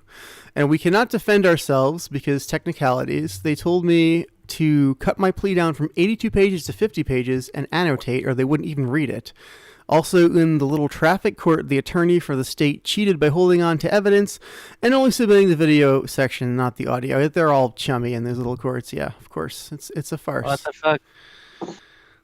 That's actually messed up. Yeah. Anyway, thank you, Faye. K-Roses or Eric. Yeah. Do you know about Leyline? Leyline? Leyline.gg. So it's a website. It's about like having the lower bar. It's like solving poverty and climate change. But it's about donating your computing power to analyze science projects. So if I you can, had never actually heard of this before. and you earn points to donating your computer power and to get gift cards and stuff. And it's in alpha right now. So it seems like it's like what was that old Basically, yeah. like that old SETI at home thing, but Right. like you I can introduced gamified. Yeah, gamified. I introduced Refluence to it. Basically, like you're gamifying doing good deeds in the world. So Right. it's more of like a positive, incentive structure. Mhm. So Hmm. like you click a button that says I took my daily walk, I did my daily exercise, you get 10 points. I slept at a good time today, you get 10 points. You leave the thing in the background that donates your computer power to like a search central server to do like research for cancer and COVID and stuff like that. Each hour Mhm. gets you 10 points. And when you Hmm. get enough points, you could trade it for like a gift card or some Bitcoin and stuff like that. So it's basically getting this culture of like leaderboards and gaming and like that stuff and making into it a humanity first. Honestly, I think that see I feel like that's more this of your thing.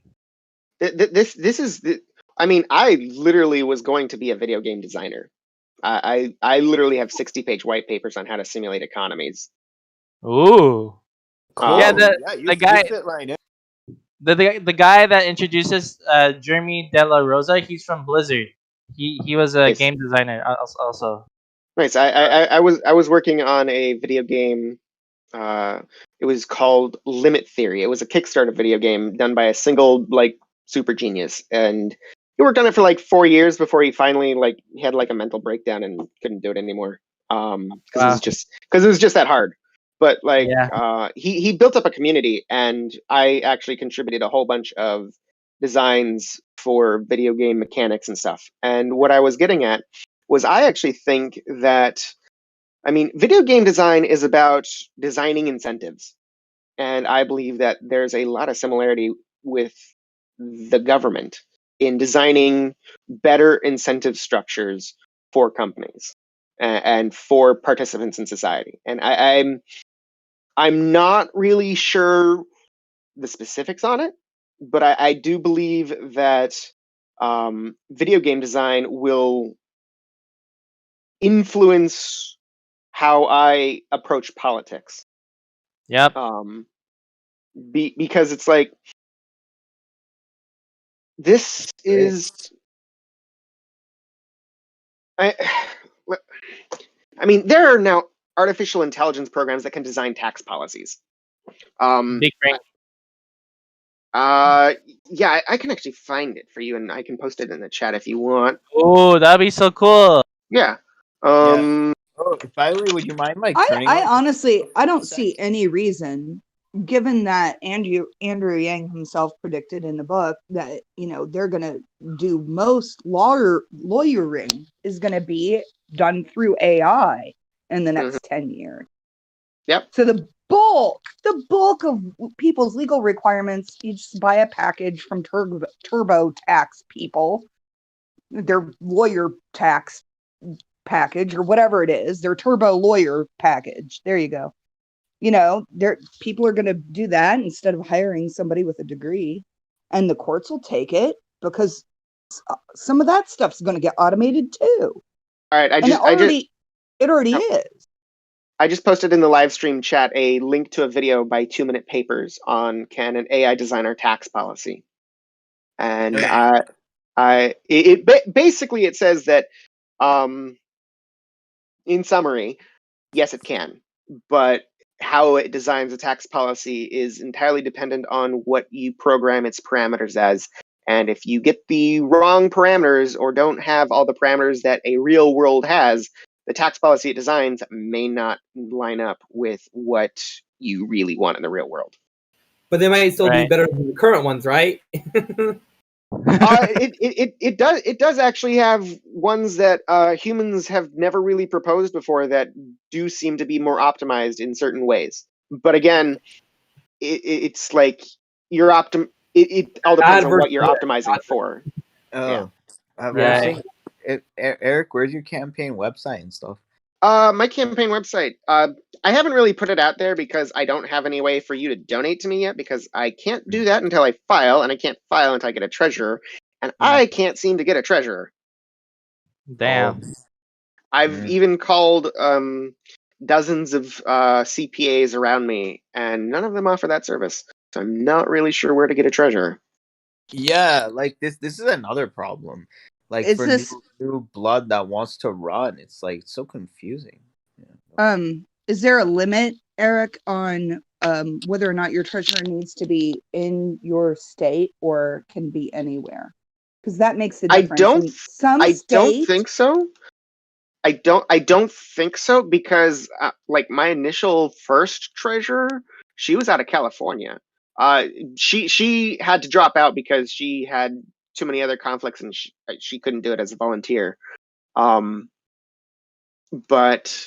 yeah, I just haven't really checked to see if it matters whether you're in the state or not. I'll have to do that. I recommend you might want to think about, especially if sounds like you're running a grassroots campaign. Reach out to your local Green Party. Greens are big in Connecticut. Yep. And they may have somebody that's willing to volunteer that for you. If Okay. I mean, especially because UBI is a core Green Party platform issue.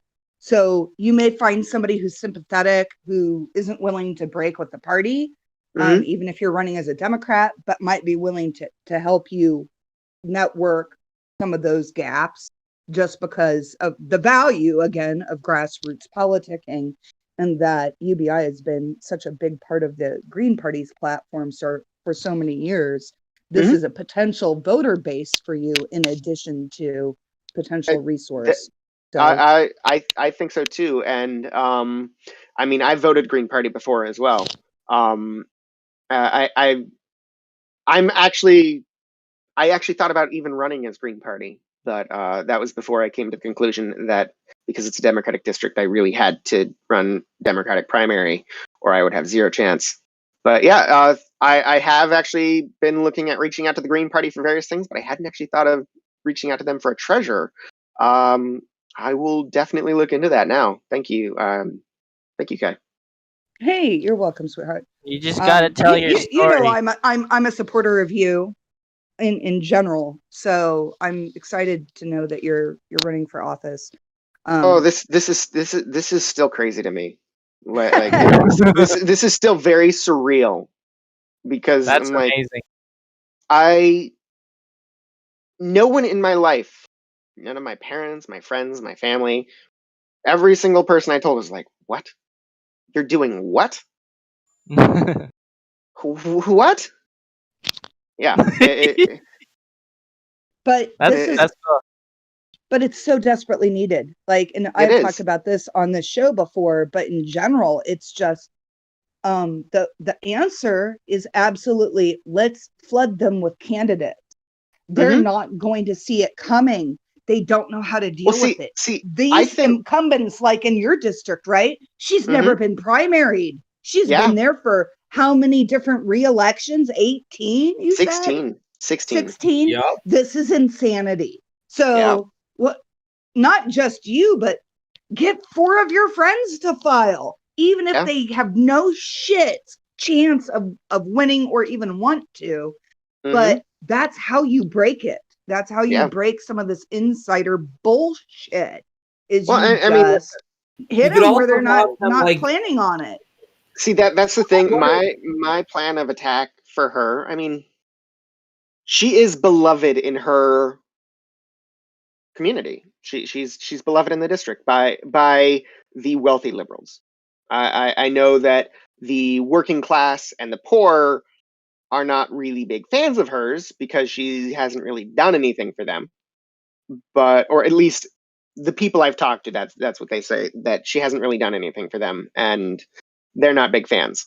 So that's actually where I see my constituency being is the poorer working class people and like college students getting like especially college students for organizing. What was his name? Adam Christensen out of Florida. What he did, Mhm. he ran a largely college student campaign, and I think I'm going to at least try to do something similar. Because I mean, you have Yale, University of New Haven, Southern Connecticut State University, Yeah. multiple colleges, Wesleyan. You have so many universities around here that I think having I've already reached out to the Connecticut College Democrats to see about like meeting, seeing what can happen, like what because it's difficult with COVID still going on to organize like actual meetings and actual All the more reason to get in contact with Green Party members because they might be able to help you move infrastructure outdoors. true. Yeah, I am going to definitely reach out to the Green Party on some of that stuff that I hadn't really considered before. Well, and then other things to think of too. If there's a social, Democratic Socialist chapter, PSL I, is another one. I've And then I've reached out to the Weil YDSA and the University of Connecticut DSA. okay, Justice Dems would be another one. Yep. That's Young Turks financed. Same. From what I've heard about Justice Dems is that they're not going to take me seriously until I file. So that's Yeah. I'm gonna have to be a little bit further along before I go for like Justice Dems or brand new Congress and all that. And then the IWW is never. I mean, they got folks on the ground in ways that nobody knows about. Oh yeah, I also have a pro union stance, so I fully intend to work hand in hand with unions. So I want, because I mean ultimately the labor movement is going to have to come to terms with the fact that we're moving into a post-labor world. Whether they like it or not, whether we like it or not, Right. that's And the this simple is really reality of hard. it. Oh man, this is one of the challenges I faced when I was working with the Green Party, is that I had a number of really great political minds, people that were leaders in the party, and they're all over the age of 60. And they're like, why aren't we the Green Labor Party? And I'm like, no. I'm looking for the no labor world. That's the world I'm working for. The one goal, where human labor the goal is 100% unemployment. is an afterthought, The not goal, the yeah, first thought. yeah. The goal is 100% unemployment. Well, I would also say that Bruh. maybe I would say it's more accurate to say the goal is 100% self-employment. You know, that we can pursue our own work and our own goals. You know, that we Yeah, can, because the thing is, honestly, like I don't think we need to like get rid of all work altogether, because automation does have some costs. One of those costs is having less fine control. There's some stuff that you're never going to be able to automate away. Exactly. Childcare. Well, I'm sorry. A human actually needs to be raised by humans. that's actually one of the things where the whole childcare thing that actually. So the only things that I truly believe will not be automated are the things that even if we can automate them and even if they are demonstrably better, we will still not want to automate them. And really the only things that I can think of that we do with that are interpersonal care and childcare. I would say like that you can't. We will not automate childcare, because even if we have a robot or AI that can demonstrably do a better job than their parent or a designated childcare specialist, then it won't. We don't care. We want our children to be raised by Right. humans. And not to mention, like, we don't want to automate like performances and art and creativity. Mhm. That Well, can just we're already Oh, we're Yeah. already automating. It's already art and happening. creativity. right. It's Yeah, we are. It's but already happening, but it's but not as fun. well, No, it's not no, as fun, that's not true. and I've sometimes seen fun, it's humans not- do not prefer it and can detect it as being artificially generated versus something that exists in the real Well, world. Our well, let- brains haven't yet, or the AI hasn't yet been able to completely trick all of our brains into not being detectable. Well, I And just part put of the reason another is link. A lot of us, the part of the reason we're able to trick us in the first place is because a lot of us don't have the skills yet. There's a lot of our crappy education system. Like honestly, it feels like from my perspective, it seems like like there's soft skills and there's hard skills. And you can, to some extent, if you have enough computing power, you can use hard skills to imitate soft skills, which is a lot of what AI does, as far as I can tell. But there's a difference between something that uses hard skills to imitate soft skills and something that's just using soft skills by themselves to begin with. So it's Well, like The soft skills of AI are never going to be better than its detection techniques as filtered through a human programmer's lens. it's not that they're never going to be better; it's that they're never going to be better permanently. It's like if any soft skill that an AI can imitate with hard skills using a ton of computing power, a human can do the soft skill for real much more easily for much less computing power. just coming at this from from the perspective of an artist, where soft skills are by definition what I have.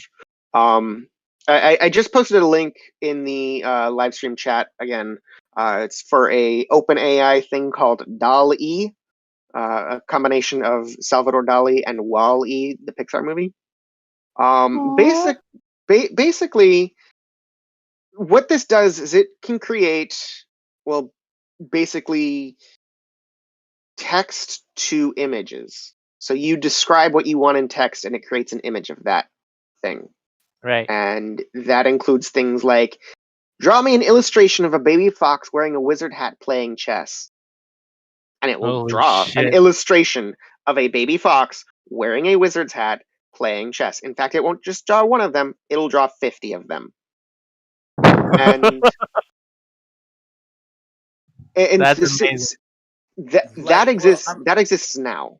But I'm talking about when I say the arts, it's like performing like poetry or comedy or stuff like that. the performance arts are going to last a little while longer, but I think they're Yeah. going to start. I think they're going to start enacting plays written by an AI. Right. Yeah, but I mean with like robot actors. Oh yeah, Why do we Hello, need to do I anything that am involves Steve. anything that involves like humanoid robots is still a little ways away, but it's further away than artificial intelligence and artificial intelligence's ability to imitate humans. Yeah. But what I'm getting at Except is why do we that even need, like, it'll take, even if they can do it, doesn't mean we need to. I mean, it probably takes more computing power and more but does advanced. it take more money? Yep. Yeah, because of the incentives, because people aren't incentivized to fix the education system so that humans can actually compete with AI in the first place on the things that we can do better than they can for less energy and less computing power. The thing Oh. is, like, look, What- if we have enough to be like stable and happy, I don't care if they like took everything. But go ahead, Eric. What I was getting at is that the soft skills that artists have, okay, and it is going to be a while before an artificial intelligence can do what the artistic masters could do. It will be a while. It probably will not be until an AI can simulate the human brain that Well, by that point, we're it already can imitate the masters. want to let that happen in the first place. So, Huh? What? Well, by that point, we'll already be dead anyways because we don't want to let that happen in the first place. Are you expecting to die within the next 7 years? If that happens, yes. Because the Well- value of land problem is unsolvable. And the only reason that artificial intelligence experts think it is because it involves fields outside of their own area of expertise.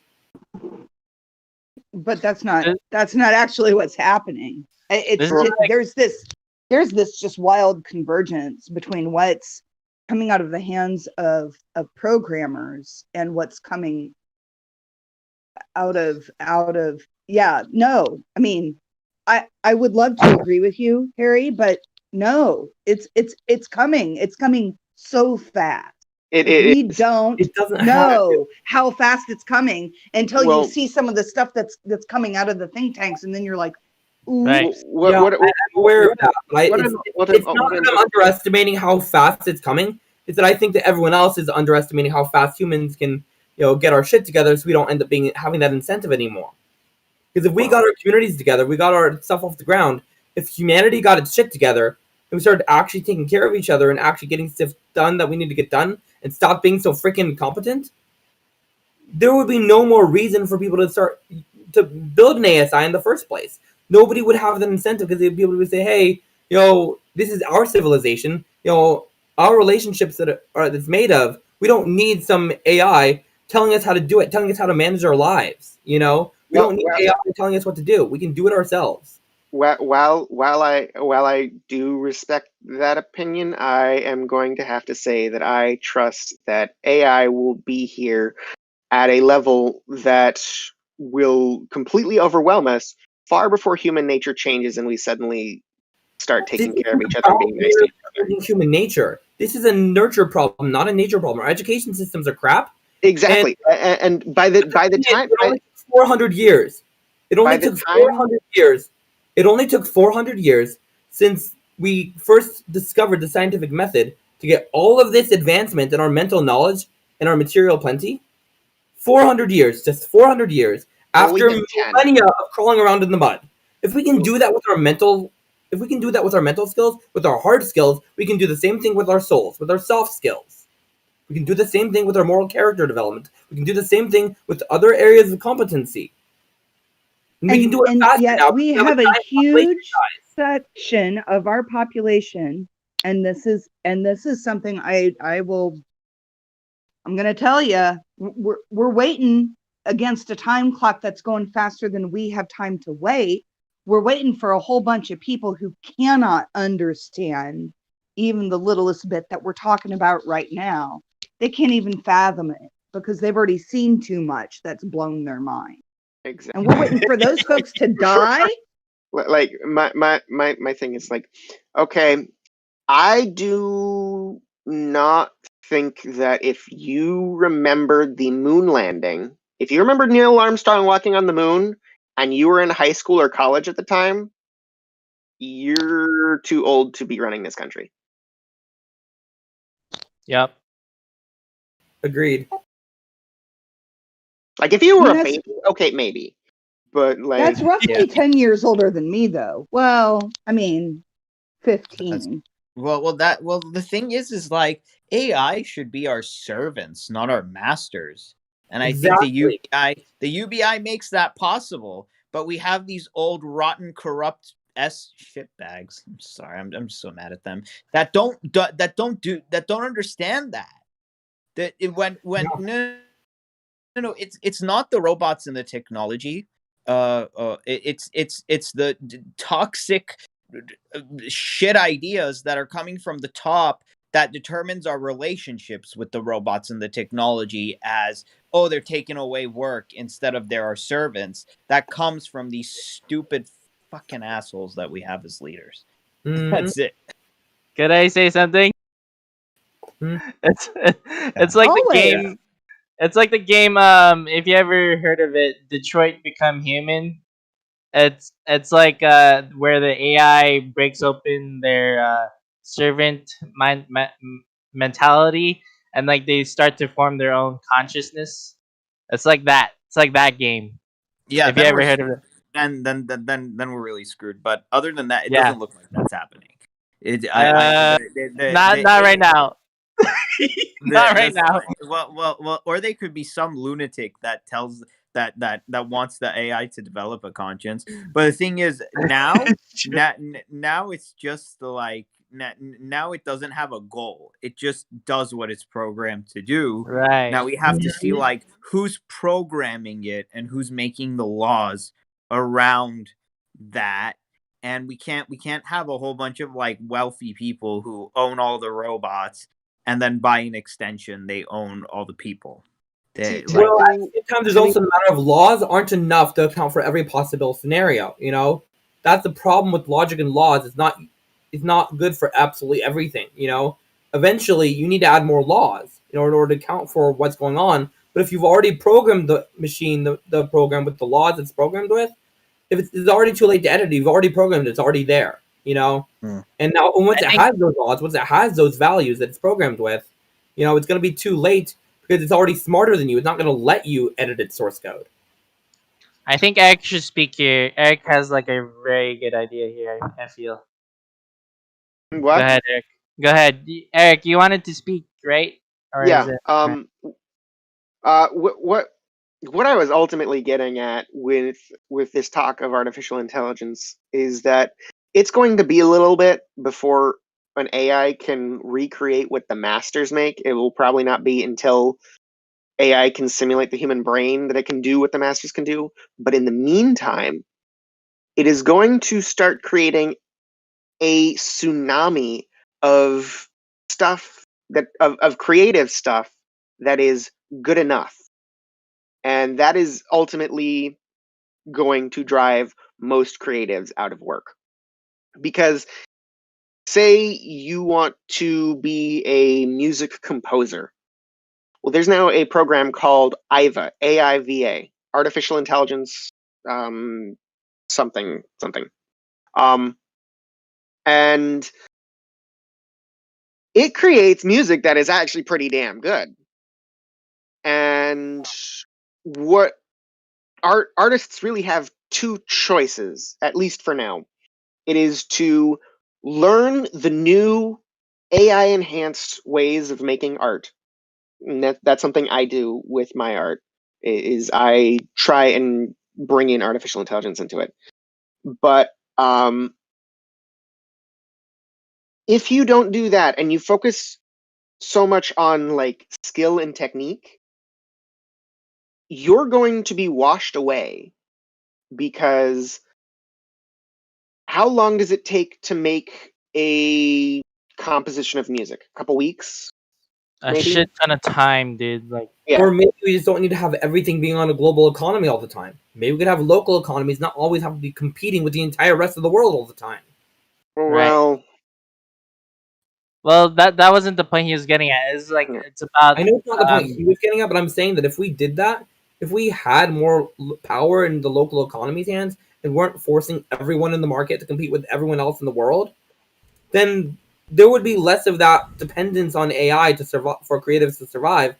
Because then it's like you would basically need everyone to be programmers everywhere, and everyone like buying all these like computer parts. You know what I mean? Everyone like, and then you'd have to build. I wish the world was that but way. again, I wanna answer, even in the way that you're responding is all about this idea that we must work for our whatever, and this is where No, I'm saying that people would be self-employed, and that we don't. And that even if you like, the thing is like, if you have all these processes that are not under human control, all these automation, like that means we don't have as much choice going forward. That once we make the choice, once we program the machine, we no longer have any choice afterwards. You know, we'd have to like, you know, interrupt it. You know, and that depends on the thing not being as intelligent as us, which makes it less useful in the first place. Okay, now I'm getting brain dead cells. I'm getting brain Yeah. damage. I I'm wanna sorry, respond but to, I took a what, hit at 420, and I just do not understand what you just said. I'm sorry. Yeah, that didn't make sense in my head. All right. Is Let's go back to something very simple and concrete. You said Sure, how long yes, does it take to make a let's. composition? Okay, I like that. How long it takes to make composition music? I will answer definitively. About an hour. I'll have it done Okay. for you in an hour. Pretty good. Yeah. How how long would it take you to compose Obviously, a there sentence? are variables. What are we writing? Am I scoring a 2-hour film? That's going to be more than an hour. That'll be 2 hours. We're getting too much. I think it's just like it's You no guys are big talking deal about the market. that let's say you can still do your creations and your art, but not have it attached to your life, like what you can afford, and then that's great. Like course, friends yeah. Well, can yeah, show that's friends can show other friends their stuff and still enjoy what the AI makes. That's it. exactly, and like that's why I'm all for universal basic income. Like universal basic income is literally freedom, and that's one thing that I've never understood about the left and their insistence on a higher minimum wage. To me that's just wanting nicer chains. Yep. That's right. That's all it is to me. Is wanting anything else would nicer, upset more the comfortable social chains. hierarchy too much. We're sick and tired of the silver chains keeping us, attached. At least make Right, our but the chains people gold. holding the other That end way of those that'll- chains aren't sick of them. They're like, come on. I made them sparklier for you. You like these chains. Some of your friends like these chains. Some of your friends do. Why don't you like them? Come on. Shit, man. It's like wanting to like a bird. A bird wants to fly. It doesn't want like the cage to be a nicer cut, like gilded. Right. Like, even if your cage is gilded, it's still No, a cage. Like the it's- beauty it's, of being a bird is to fly. Right. It's not Yup. that to have the most wonderful cage, but you're still limited. Yeah. But if the mechanical birds can fly much better than you do, and they're much more visibly appealing when they do, Right, but they're not going to take up the entirety of the sky when they do that. The sky has a lot of place. There's a lot of real right. estate. As long as we don't pour all of our resources into making the birds as powerful as possible, they won't take up. Well, no, like nobody can own the entirety of space, right? Right. Holy extended metaphor. You guys are talking about the market. You guys are talking about the market for artificial intelligence as if it's this inhuman artificial intelligence already. The market is made of people. The market is made of people and what they want and their incentives. Do you know what an Ouroboros is? Local economies into actual human beings, then giving more power to human beings to the general public will mean that our voices and what we want, like we all agree there. The economy, which means that we won't be forced to follow automation off a cliff. We'll be able to spend our resources in different ways, in a variety of ways, besides just on automation. I don't think anyone's arguing with you there. It's automation. It will just be held. You are. And You're not saying you guys are saying it's going to keep advancing forever, and that it's going to keep getting better and better and better than humans. But that's not true, because that's only going to be true if we let it happen like that. Only if we choose to keep it. But even if it does, do you think we are going to change our society enough to where it does not happen in the next 5 years? Yeah, why would we Yes, stop you do. AI You from do. getting smarter? Why would we do that? If our local communities become strong enough and healthy enough that there is no longer Why would that happen? that Deus Ex Machina. Why would that happen in the next 10 years? That's what an ASI would be. It would be a Deus Ex Machina. That big mechanical superhero to swoop in and save us from our own problems, from our own mistakes. We can I don't see a path to that. I don't see that as likely. I think we're going to get AI to continue at an exponential rate of growth because AI is already coding itself. It's going to keep on doing what it's doing, and the chief incentives are monetary, and that's not going to change. It would be great if it did, but even if it changes, it's not going to change during the Biden administration. Right. Certainly not during the next 12 years, because they've got, Pete Buttigieg and Kamala Harris pretty much on lock for next, unless the Republicans pull a rabbit out of their hat, and who knows. They're not going to do anything for us either, so. Guys, we have this giant-ass population. We have a lot more material plenty than we've ever had before, and we just got and most of us just got kicked out of wage slavery because of the pandemic, literally just last year. So the situation we've been in the past 400 years, the game's changed. It's not the same game it's been the past 400 years anymore. And there are other foundational methods we can use Well, to I advance mean, I do agree that there is going to be a lot that changes in the next 4 years, and it is not just going to be a third term of Obama, because you can't put the Trump genie back in the bottle. You can't put. It's not a matter of putting the Trump genie back in No, the no, bottle. I'm not talking about Right. Trump. Harry, let him finish. Let him finish. You can't put the Trump genie back in the bottle. You can't put the Bernie genie back in the bottle. You can't put the Yang genie back in the bottle. You can't put UBI back in the bottle. You can't put automation back in the bottle. What's already here is here, and whether you think we can change as a society or not, it is not going to stop the business world from automating every job that they can in the next few years. The business And world, that's they not going to change. choose to automate those jobs. They choose to do it because they make money from it, and that's what businesses I feel are like for. I think Why don't we just I think the point of disagreement here, take care of our guys, if I community? could just, I think I've identified Okay, sure. the essence of the miscommunication we're having is that, Harry, you're talking about what should happen, and we're talking about what is likely. I think that's just the point of difference. We can make it happen. Okay, I mean, we're all trying to make a good thing happen, but we're also talking about what we see as the current default. You know, it's not an endorsement; it is just a read. It's a read.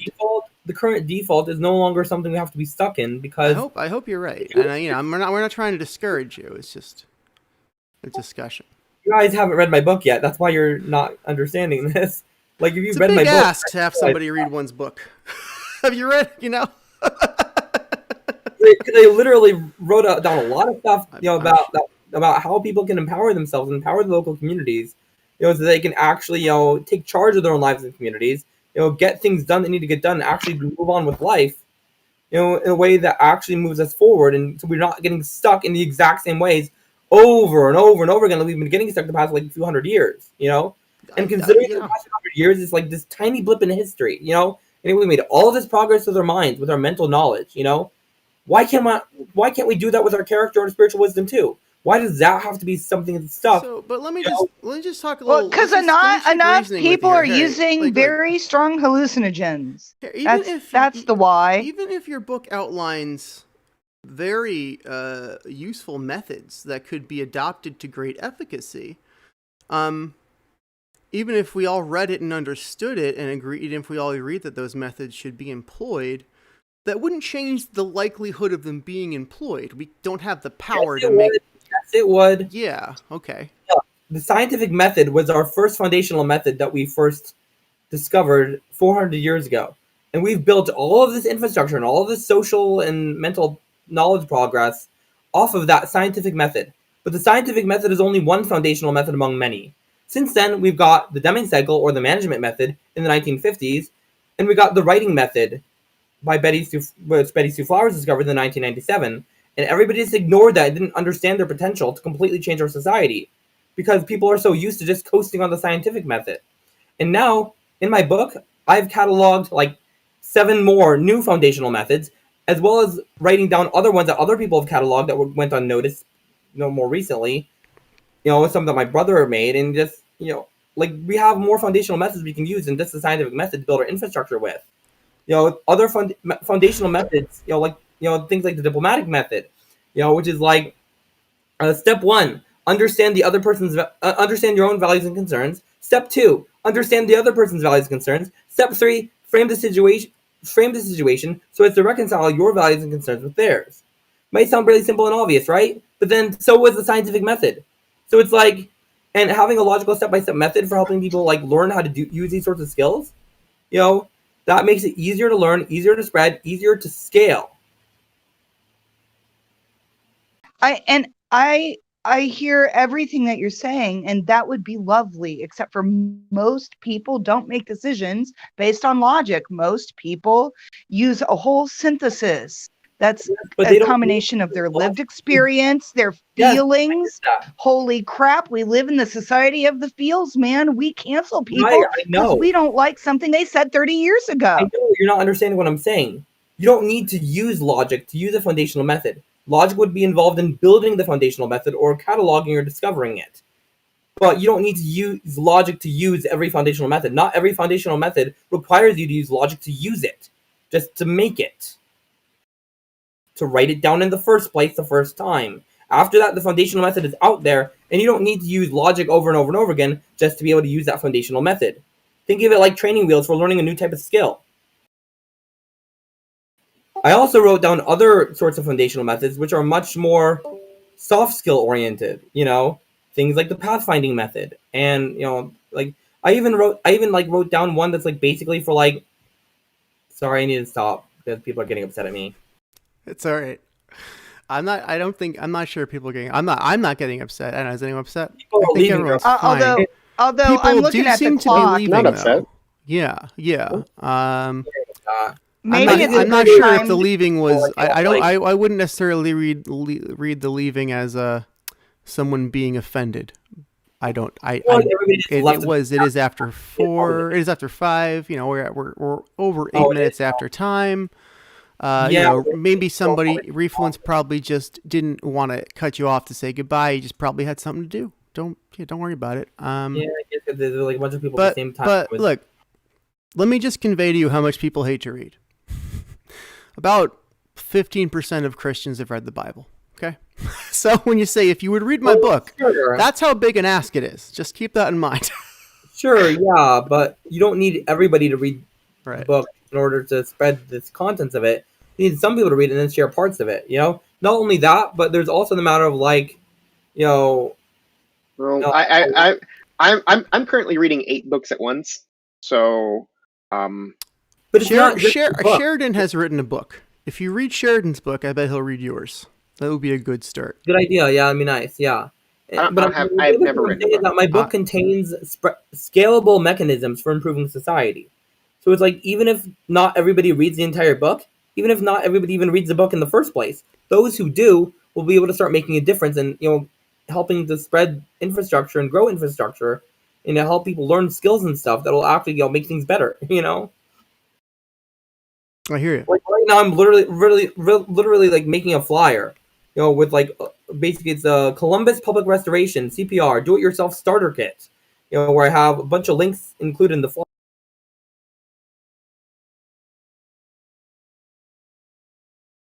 Wait, we can't hear you, Harry. Oh, sorry. Yeah, my page accidentally I just accidentally closed the tab. Hang on, I'm trying to pull it up again. Hang on.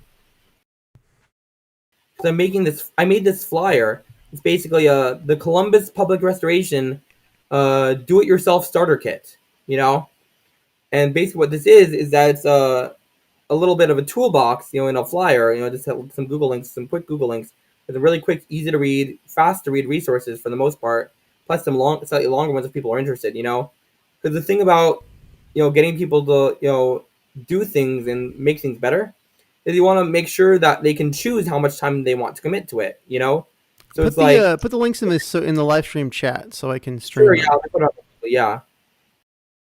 Because I just finished the flyer like just a bit ago, like a few minutes ago, I think. So hang on. Oh, I just noticed on the live stream chat. my website is also ericstorson.com. Type it in there. I did. Did you? I see Refluence. Sorry, couldn't handle the argument. Okay, so Refluence was upset emotionally, but that's okay. Yeah. She's overwhelmed more so than anything. That's fine. Yeah, I was sorry for upsetting I Refluence. myself because frustrated. I felt really frustrated. Like, again, to get like that when people start like really like seriously underestimating themselves, being all like doom and gloom, like, oh, it's the end of the world. We can't actually change things. Like, we can't actually change our natures and change our own choices. Like, seriously, like our collective choices are our collective choices. We can change our choices. I can't change everybody else's choices. Is the thing. It's called persuasion and changing the incentive structures. I can change some people's choices. Some people's, for sure. And then they can change other people's. Right. In a domino effect. I mean, almost everyone knows to look both ways before they cross the street, So it's like you don't need to like go through this whole process to convince everyone to not cross the street. They just don't do it usually. They just don't cross the street without looking both ways usually. Like most people know to look both ways, So it's like just like if you're in a stadium, most people know when to clap, you know, or when they're in the audience, you know what I mean? So it's like it is possible to get everyone to make the same correct choice at the same time, or to not make the wrong choice at the same time. It just requires them to already have like familiarity with the skills, you know what I mean? So that just don't do the stupid thing, you know? It seems un-American. It seems like we always do the wrong thing in this country. I don't know. Oh well. Hang on just a sec. I'm trying to make sure the text for the logo title thing is big enough so people can read it properly.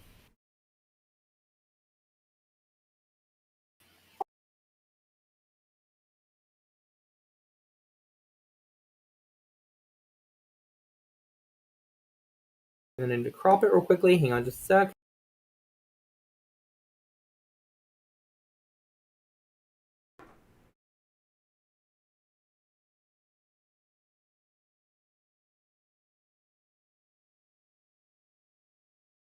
Does anyone say anything they want to talk about while the cropping is going on? We are over time. We should probably call it pretty soon. Yeah, almost got it. Dang, it keeps doing this. My internet browser is being weird.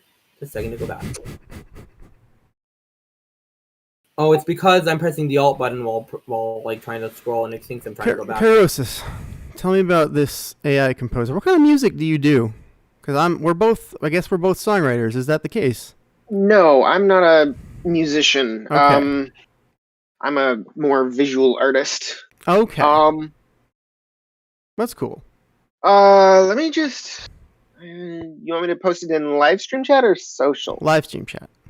Okay. This is known as Iva, and actually really good. I was really impressed by how well this AI made this piece of music. So have you run this yourself? Have you run Iva? I have not. All right. As I said, I'm not into music creation so much. Right. I'm super. I'd love to be. I'd love to be, but I mean, there's only so many hours in a day, and I can only learn so many skills. Yep, that's true. So I'm not going to play this Iva while we're streaming. But after the stream, I'll play it. Yeah, it's Okay, got it. All right. So I should link it in which channel again? The live stream chat. Gotcha.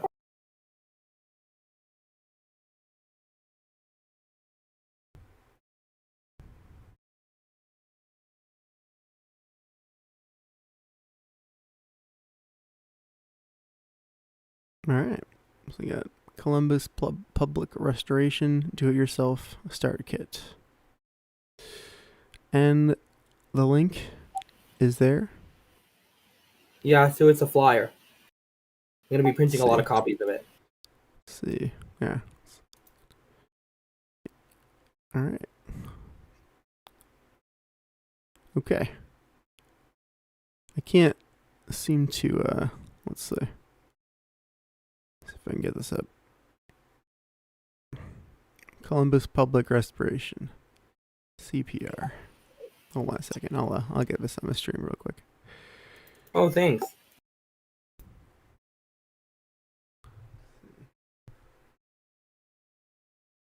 So basically, the idea is to like build this stuff get people to build infrastructure like this, using these tools in this toolbox at a local level, and then the idea is, then we can just sort of make Columbus, Ohio, like this is what I'm going to be using for the economic recovery tool, basically. Get people to, help people doing this themselves. Get the people to restore their own economy, rather than waiting for the experts and the algorithms to do it for them.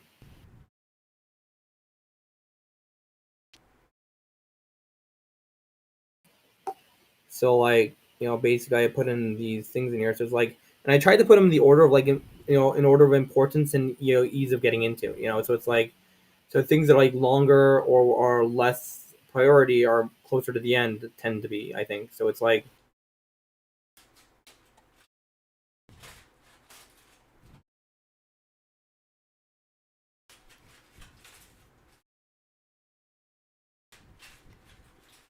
and I made the links, like the short links, so that people can like just type it in really easily, even if they see the link on paper. You know what I mean? I mean the abbreviated links for that, you know, and then the long links are also there so that people can tell, hey, this link is out. There's an actual like real link here. It's not just like going to take me to some virus site or something, you know? Yeah. All right. So that's great. They're all there on the screen. People can go and pause the stream, see it there. I'm going to end the stream here. Thank you, everyone, for listening. Thank you for speaking. Yeah, We'll and be sorry back. for being so frustrated. And, like, Sorry, you know, in what's the word I'm looking for? Like incorrigible or something like that. I'm sorry about that. I just got really frustrated. I'm really sorry. That's okay. No problem. We will see you next week, everybody. Thank you for joining us.